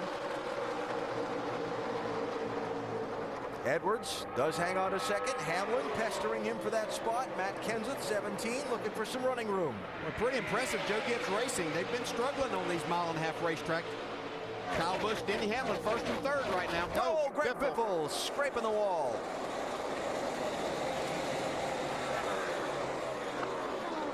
And Tony Stewart there hanging on. And Biffle into the wall. Yeah, he might have had a tire going down. Hold it up there. Hold it up there. Caution out again. Hold it up there. They're still coming. Well, that continues a season-long pattern for this 16. Fast race car. That's pretty bad. 14 runners to the fence off of 4. Looks like it had cut that left front tire down, so I think that might be what Greg's talking about. That's the tire that's flat. It's not the right front, but the left front. Must have been contact with Tony Stewart, what Greg's reporting. Let's see. There they are. Well, you didn't see any contact between the two. Boy, you sure see Biffle. You know, Biffle's already, he's outside. I wouldn't say that Tony ran him into the wall, but he felt like he did. Look at that. And then I think that's what cut his left front, actually, was that last bit of contact. Yeah, I think I'd have to disagree with Greg there. I don't think I saw any contact from Tony Stewart that did that. Now, the air probably had a lot to do with that. Yeah, definitely a lot of space between the two cars coming off the corner. And that's what cut the tire right there. That contact, the secondary contact, which caused this hard lick. I agree. Now, the question is, was Biff turning into Tony to say, hey, I didn't appreciate that, or was that just trying to regain control? No, that was turning in. He didn't appreciate that. That was didn't work out too good for him. Delivering a message that didn't go over the way he expected. Stewart coming onto pit road along with Kurt Busch. Look at that right rear on the 14 car. Yeah, a lot of damage. Critical part of the race car there for side force and down force that you need. Mike? Yeah, Kurt Busch rolling down to his pit stop now, taking advantage of this quickie yellow. Team going to work. They're going to top off the fuel tank, I would think. Actually, don't see that happening. They're just going to work now on the right side. And here comes the fuel as they swing around to the left. Doc? And likewise, the right rear damage, critical part aerodynamically for the back of that car. Still pulling on the fender, trying to get things buckled down where it's up. You see the right side of the car trying to get it puckered back under there where the air can go around the back of the car. 4 tires. Alan. 33 to go after a very clean and green race for a lot of the night.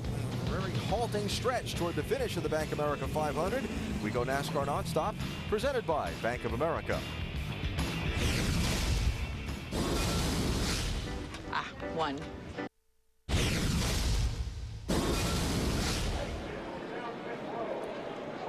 Three cautions in quick succession, setting up restarts where the inside lane has had difficulty going. Carl Edwards in the 99 inside of Kyle Busch, 31 to go.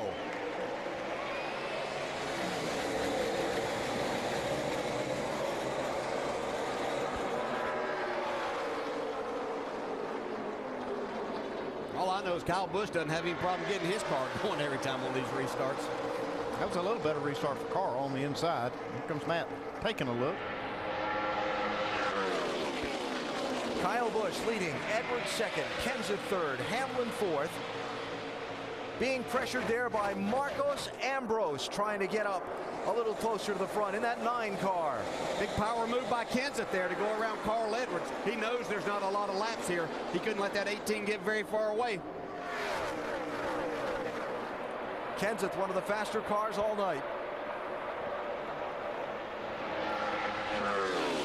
was able to pass the 99 on the high side. Can he do it here?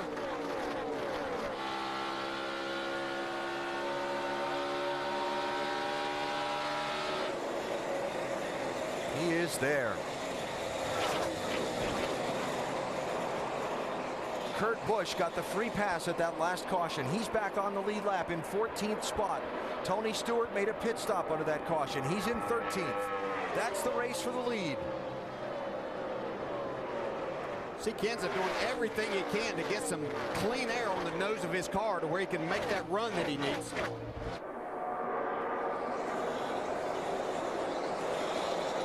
This is where they talk about dirty air, Dale, like you were talking about, when that big rear spoiler on the trunk of that car in front disturbs the air enough that it doesn't put enough pressure on the hood and the front tires on that car that's trailing. Yeah, it'll go across that rear spoiler that you would see on the 18 car there. It literally up over to really the roof is about where it lands, maybe the windshield, so you're not getting that front downforce to get the car turned so you can get back in the gas and try to make a pass. But he is working hard trying to make it happen. Speaking of Kenseth there working, Kyle Busch is driving hard too, but he knows if he can stay on the bottom, it's going to be hard for Kenseth to get by him. Toyota versus Ford. Kyle Busch frustrated at trying to win races in the stretch of the championship. Matt Kenseth, the quiet one, feeling perhaps he hasn't been getting the credit he deserves for being a contender for this championship. Now what's the two driving styles that are different right here? The 18, see Kenseth's got a big run, but the 18's going to drive off in the corner a little further. Kenseth's going to back off. See a little distance there. Now he's going to try to go to the inside. Oh, nice move right here. Kyle tried to block Matt's line. Matt tried to go the other way. Little contact there. Got a nose inside. Draws even for the race lead.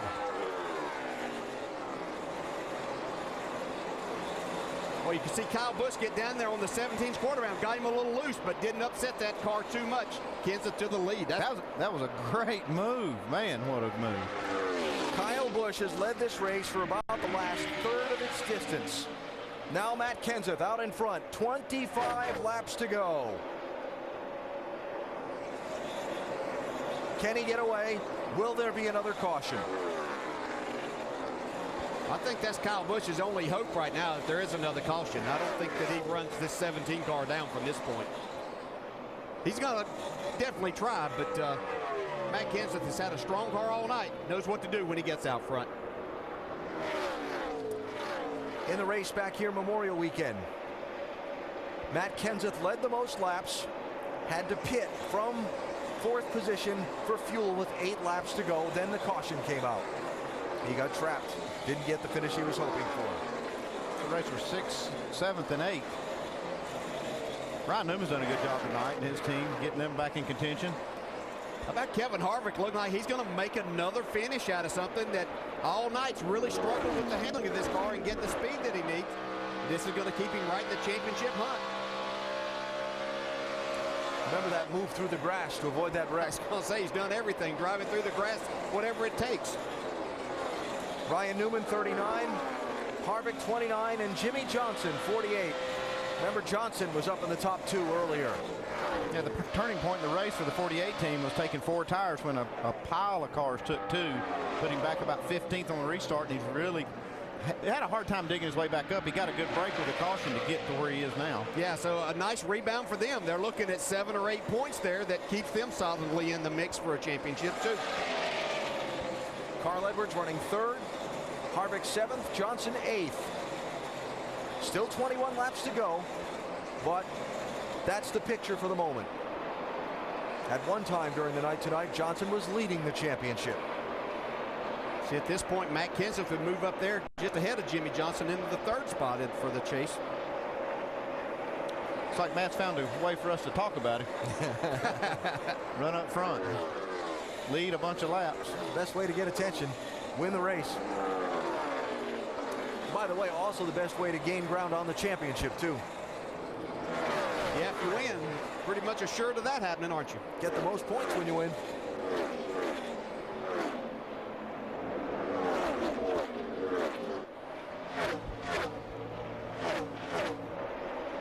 relative comparison. Fastest cars that last lap. Yeah, the previous lap it was Casey Kane who was coming up through the pack. Still Casey Kane again. Marcus Ambrose doing a great job tonight, running fourth. He's been solid really from start to finish. How about that 9 car, Dave? He has had a great night. Remember, he started 12th on the night. The car has been back and forth on the balance side. But the 9 car, Marcus Ambrose, whoa, as you look at Jimmy Johnson trying to pass Ryan Newman coming off the 4. That's a tight battle. They're still side by side there, Alan. Let's send it back to you, but don't forget about Ambrose. He finished 6th here in the spring. And having a top 5 night hang on there. Jimmy Johnson, sideways. Is he going to be able to save it? No. What a hard hit. We're done, guys. We're in it. That was a hard lick. Man. He was doing everything he could to try to save it.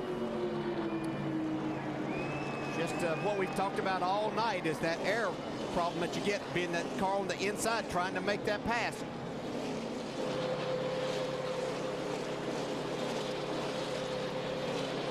The 5-time champ running 7th with 17 laps to go. Looking like he was fighting that car and trying to get all he could. Well, he was going to take the spot away from Newman, but the problem he had was that 4 car, Casey Kane, was so fast coming from behind. Sorry, fellas, that was my fault tonight.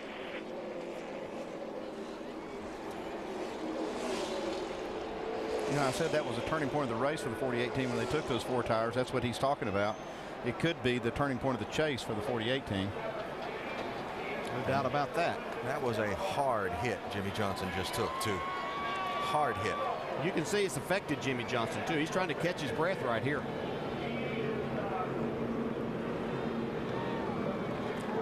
The angle that he went in, the speed that he went into that wall, thankful for all the safety equipment in these cars, the safer barrier that he hit.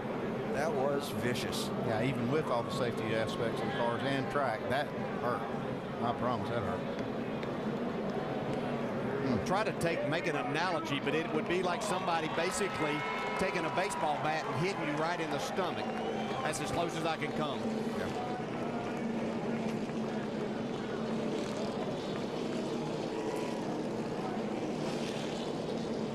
You can see Jimmy feeling the effects of that as he walks away from that battered race car. A huge blow physically, and certainly a blow for his championship, as he's going to finish somewhere down around 35th, 34th place in this race tonight. It's probably the hardest Jimmy Johnson's ever hit in his career.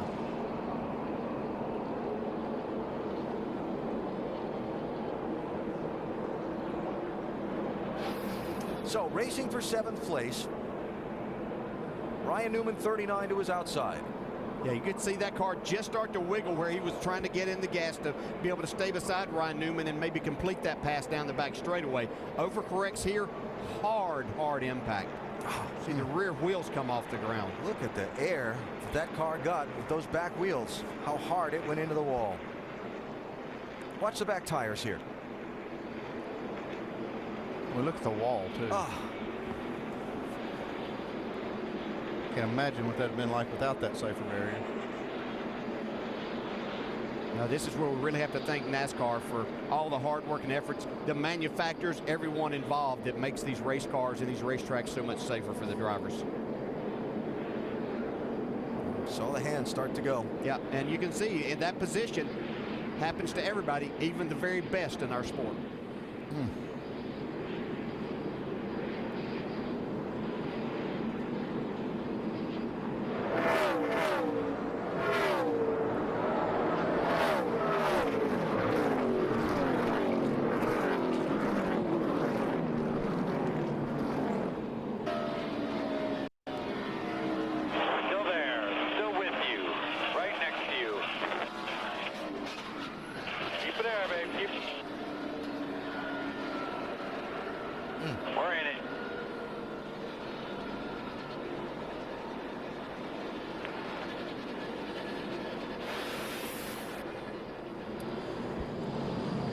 Terrible hit for Jimmie Johnson. Tim Brewer in our Craftsman Tech Garage can show us more about these safety innovations that we've been discussing that certainly helped Jimmie Johnson there. Tim? I guarantee you, AB, there's nothing that saved that man any more than the energy absorbing barrier, because if it would have been concrete when he'd have hit there, that would have been a very bad incident. But what happens, this barrier right here, it absorbs the basic blunt of the trauma itself. But this area here, that's what really comes in. AB, because what this material does, it actually compresses. It takes away the energy. But that barrier, it's back in this car about like that. It was a devastating lick. But something else that deserves a lot of credit is that Hans device, because when he went directly in that wall, this is what stopped his head from going forward. Can't thank these people enough for what they do as far as saving race car drivers. Guys? All right, Tim. Some pit strategy being played out here. Most of the leaders have stayed on the track. Watch this one more time. Yeah, you can see, look how much energy that wall absorbs. That's the idea here, and it takes that energy into the wall instead of transferring it through the car into the driver. Some pit stops. Tony Stewart in. Doc? Tony Stewart coming back in to be able to put tires on and make one final adjustment. Just couldn't catch a break. 2 previous pit stops. He's on pit road and the yellow comes out. And of course then the contact with Biffle damaging the right rear fender. A good car early on. Now a frustrating night for the 2-time champion. Also pitting AJ Allmendinger, David Reagan, Greg Biffle, and Joey Logano lead lap cars there. And yes, Biffle did stay on the lead lap after that crash we saw earlier. Rusty Wallace, Brad Daugherty down in the ESPN pit studio for the night. Huge moment in the championship for Jimmie Johnson, as serious as the crash was going forward as well. That one's going to hurt. Alan, that one will definitely hurt. There is no doubt about that, although that 48 car, that is a tough gang to put down. It really is. I seen them so far behind a couple weeks ago, only to make up so many points. So I'm not going to tell you they're out. With 3 races to go, or 3 big races to go at Martinsville and Phoenix and Homestead, those are the ones I'm looking at. And the wild card in Talladega, Alabama. Yeah. Brad, that's going to be a lot of races he can make up points. Anybody else, I'd say you can't do it. But this gang seems like it can keep coming back. I'm going to tell you right now, that 48 crew is in a lot of trouble, Rusty. It's going to be really tough for them to overcome some of these cars like Matt Kenseth, like Carl Edwards, like Kevin Harvick, who are running well. And we saw that car lose that air like we talked about. AB, what you got for us, buddy? Watching Jimmie Johnson walk from the medical center, Brad, and up to Dr. Jerry Punch. First of all, Jimmy, a very, very hard lick. How are you? I'm okay. That one stung for sure. Just thankful to have safe race cars, safe walls, softer walls, and everything did its job. It was a pretty big impact. So just unfortunate that we're wrecked. We got into turn 1, and I think at 39 just was real tight to my inside or to my outside, and it pulled me around on corner entry. And from there on, I was just kind of hanging on. You talk about the impact here tonight. How about the impact overall in the title now? You know, people early on counted you out. You bounce back with a big win at Dover. Now 5 races to go. What's your mindset? We just got to go racing. That's all there is to it. I mean, there's 5 races left, and a lot can happen in those 5 races. But definitely not the night we wanted. I mean, this is not going to help us win a 6th championship. But I promise you, this team and myself, we won't quit. We'll go for every point we can from here on out, and hopefully we're still champions at the end of the year. Glad you're okay. Thanks. Jimmie Johnson. Alan? All right, Doc, getting ready to go racing with 12 laps to go. Carl Edwards will be 1 spot farther back on this restart than he was before. He faked coming to pit road, or didn't quite come to pit road, and lost a spot in line in getting back up to speed right there. I'm not sure it didn't help him. Put him on the outside lane? Yeah, puts him on the outside. I'm not sure that's Maybe not that a was better his plan. spot. I don't think so, but I don't think it was planned, but I'm just saying I think he's better off. Matt Kenseth with lane choice this time. Kyle Busch in that inside lane.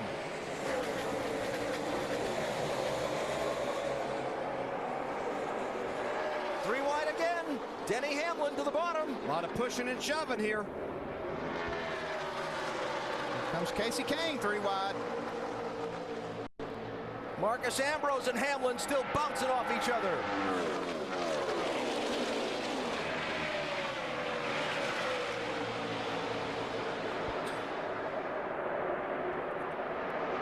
Kenseth, Busch, Edwards, Harvick, Kane, and this knot.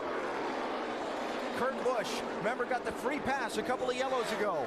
Right now running in the top 10. And I'm not sure they're finish wrecking yet. Here comes Edwards for second on Kyle Busch. Seen this be a difficult pass to make. Is Edwards, can he hang on to his car here? There's Kevin Harvick, who's worked his way up to the 4th spot now.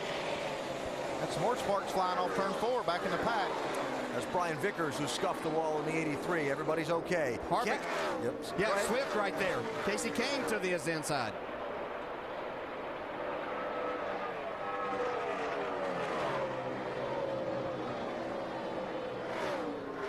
Kane through. That's 4th place. Now Ambrose on Harvick.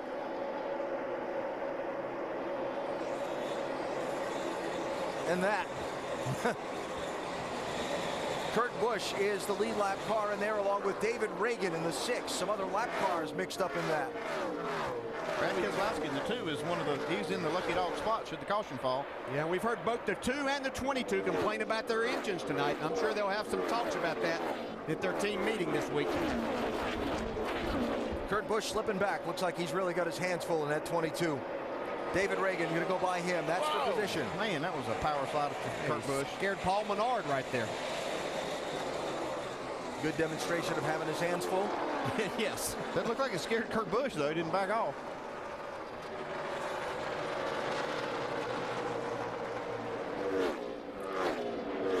Joey Logano, 20. Ryan Newman, 39. That's for a spot, 10th and 11th. Logano got the free pass just a little bit ago. Same situation Jimmy Johnson was just in on the inside of that 39. Contact there. Teammates. Paul Menard, 27. Jeff Burton, 31. Yeah, they're no teammates right now. Go get what you can.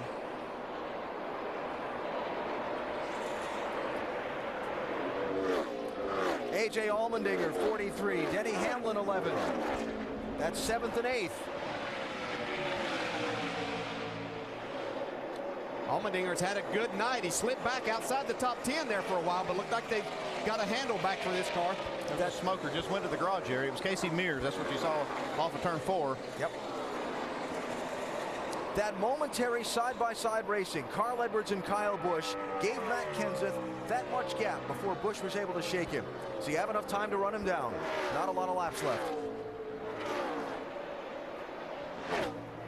Jimmy Phoenix done a nice job adjusting this car for Matt Kenseth throughout the night. Had it a little loose for a lot of the night. Looked like they've got it pretty much dialed in right now.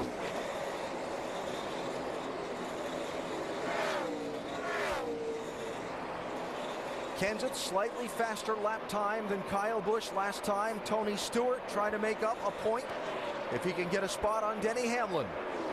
Well, it's been a nice rebound for Tony. He was well outside the top 10 after a lot of pit stops in the last 30 laps. Been kind of their theme the last 2 weeks, but he's making a nice effort. Get some more points here. As they run, still going to lose a little ground to both Carl Edwards and Kevin Harvick, but a little being operative word there. Yeah, keep them within striking distance. A lot of racing to go for 5 more. And a big wild card coming next Sunday, Talladega. Anything can happen, and does. 3 laps to go. One thing Matt Kenseth does not want to see right now is a caution. He knows that he's got plenty of a lead to hold Kyle Busch off. Matt Kenseth started the championship 4th in the standings. Was a front runner for most of the race in the opening chase event at Chicagoland Speedway. Had to back off to save fuel, then ran out of fuel in the closing laps, wound up finishing in 21st. Followed that up with finishes of 6th at New Hampshire, 5th at Dover, 4th at Kansas. Started the night tonight, 5th in the standings, within 12 positions on the racetrack, 12 points of the leader. In position to nearly half that tonight if he can hold the lead for another lap and a half.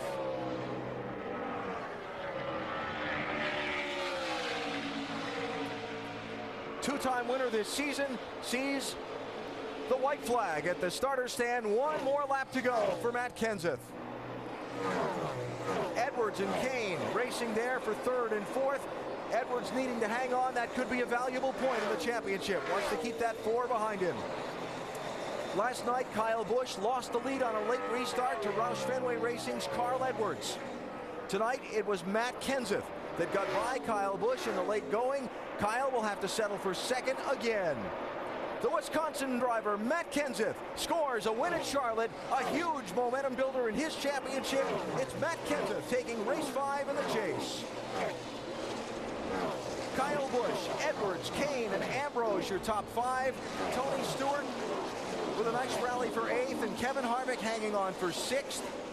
Jimmy Johnson is going to finish 34th in this one. Thank you very much, boys. Thank you. Thank you, Jimmy Fenwick. You're the man. Yes! That's we won this thing. Woo! First win for Jack Roush since 2002 at Charlotte. For Matt Kenseth, 3rd win of the season, 2nd win at this racetrack. His first was his first career win that came back in 2000. He's quiet. He doesn't say a lot. Got a terrific sense of humor. And I think most of his peers in the garage area would agree. He's one heck of a race driver. He has a tremendous amount of talent, has shown that ever since he came into this series. Showed it once again tonight. Does his talk over that race car. And Matt Kenseth giving us our Goodyear winning moment. A little celebration here at Charlotte Motor Speedway after a big win in the chase for the NASCAR Sprint Cup. Well, Jimmy Fenwick had the right calls tonight, Dave. Yeah, and he's one of those quiet guys with a good sense of humor, too. And I think he might have been pulling my leg earlier today when he said they weren't sure if they were going to be good. How did you do that tonight and pull that off, Jimmy? Well, the guys at all the guys pit stops, my engineers, you know, with our changes, everything went really good tonight. The car was close at the end, and Matt, he was mad on his restart, so he made up for that. He got that outside line at the end, guys, and really put it to him. Kyle Busch and Carl Edwards had that race for 2nd, just long enough to allow Kenseth to get away. Talking it over.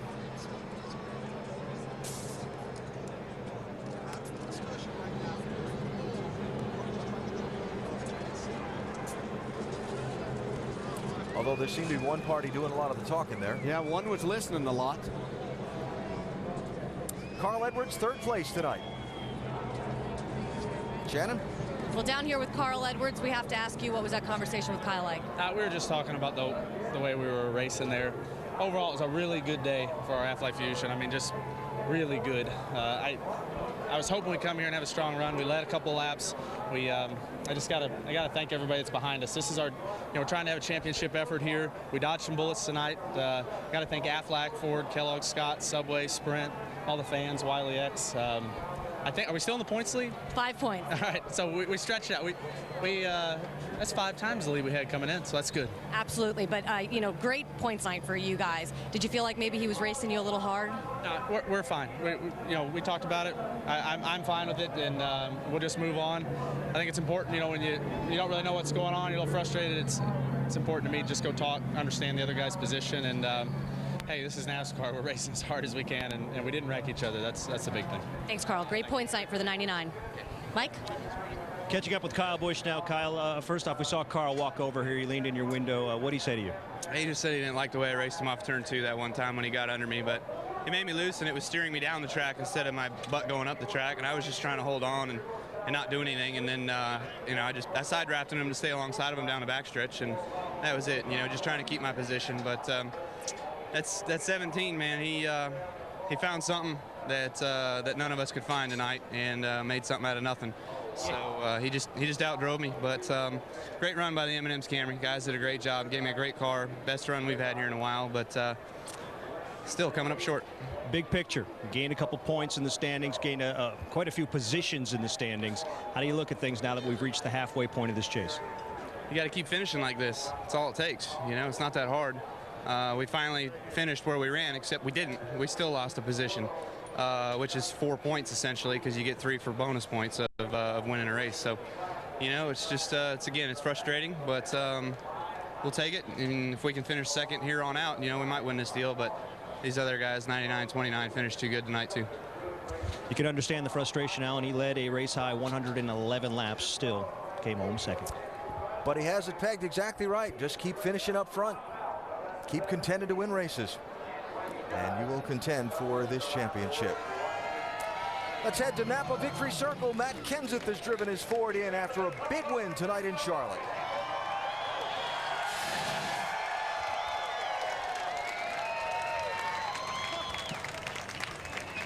Wow, that was something else, especially after all these fuel mileage races, Matt. We've talked about it. Those are strategy races. You won on power tonight. Yeah, after all the toilet jokes about my restarts, we finally got a good one at the end, and I was pretty mad if I was going to lose this thing on restarts for these guys. So thankfully we got a good one there at the end. I really need to thank Sprint, Ford, Crown Royal. Crown Royal, it's not too late to come back. We don't have any sponsors yet for next year, and this should be a good audition. So, and Fluid Master, of course, for being on this weekend. It was a great night for us. This has been an interesting Charlotte few weeks here. Your wife, Katie, wasn't able to race in a Celebrity All-Star race here, and then you go to Victory Lane. Yeah, it's been an interesting few weeks, but can't be prouder of Jimmy Fenning and Mike and Nick and Chip, Robbie, that whole gang. These guys have been doing a great job. We've had really fast cars all 5 races of the chase. Who knows what's going to happen here the next 2 weeks, but we've been strong, and it's nice to get the W. You're up 2 spots to 3rd. How does that feel? Well, that's good. I mean, it only matters where you are last lap at Homestead, but it's been a great 5 races, and it always feels great to win. Winning is what racing's all about, and it always feels great no matter where you are in the points. After tonight, it looks like Matt might be up near the front at Homestead. Shannon? 6th place finish for your second in points, Kevin Harvick. We know how much you love this place. A little bit of a sigh of relief that you got through with the top 10. We made it through the first 5, and that was our, we've had a lot of goals that we've achieved this year, and that was one of the goals that we wanted to achieve, was to get through these first 5 races with, having a deficit that was not too great. So 5 points. If you'd have told me we'd come out of Charlotte with a 5-point deficit going into the next 5 races, I'd be really happy. But everybody did a great job on our Jimmy John Chevy. It wasn't great, but it was better at the end of the race than it was in the first half. Thanks, Kevin. Guys? Shannon, thanks. Another solid night, if not spectacular, for Kevin Harvick. Kyle Busch, spectacular tonight. Let's not lose sight of the fact that he started last and was in position to win this thing until giving up the lead with 25 laps to go. Championship standings, 5 down, 5 to go in the chase. Obviously the big number tonight, Jimmie Johnson with that 34th place finish. Yeah, but I think one thing we just heard Matt Kenseth say, they've had a good car all 5 races. Keep going. And Kyle Busch, he's still in this thing 5 races into the chase. I think this is the best he's been at this point in any chase of his career. Tony Stewart finished 8th tonight, Doc.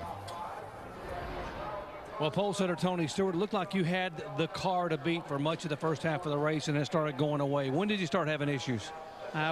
We made it to about halfway and then just got tight. It's just, the clean air was really, really valuable to us. I mean, we'd still get tight in a run, but we could get out enough early that we could hold them off. But, just when we got back in traffic a little bit, we never could get it cutting and turning in the center of the corner, and just kept getting tighter and tighter. And once you get some heat in the right front, it'd kill it. Well, in spite of all that and all the efforts, he still comes home with a top 10 finish. Marcos Ambrose brought his car home 5th this evening in Charlotte, and 3rd consecutive top 10 for this team. The first time in your career you've been able to do that. What's gotten into you guys? It was time to harden up. We had a really good Watkins Glen period there. We got a couple of race wins in a couple of weeks, and we hit a hole. And we've just dug ourselves out of that, and we got our mojo back. But I just got to thank Stanley and DeWalt and Ford for giving me the opportunities at RPM. Just really thankful for it. We got Bostic on board for the first time. I'm sure we had a good TV night for them. So thrilled to be given these opportunities, and just great to be able to bring it home in a good result. You're racing around those chase guys, and you got to do the right thing. And I bumped Carl Edwards there on pit lane. I feel really bad about it because it could have ruined his night, but thankfully didn't hurt his car. And you're around the 17, and you're around the 11, and you're around the 99. Just, you don't want to change the outcome of the championship for these guys, but you want to race for your own team and try and win. So it was a really delicate night out there, but we had a great race car.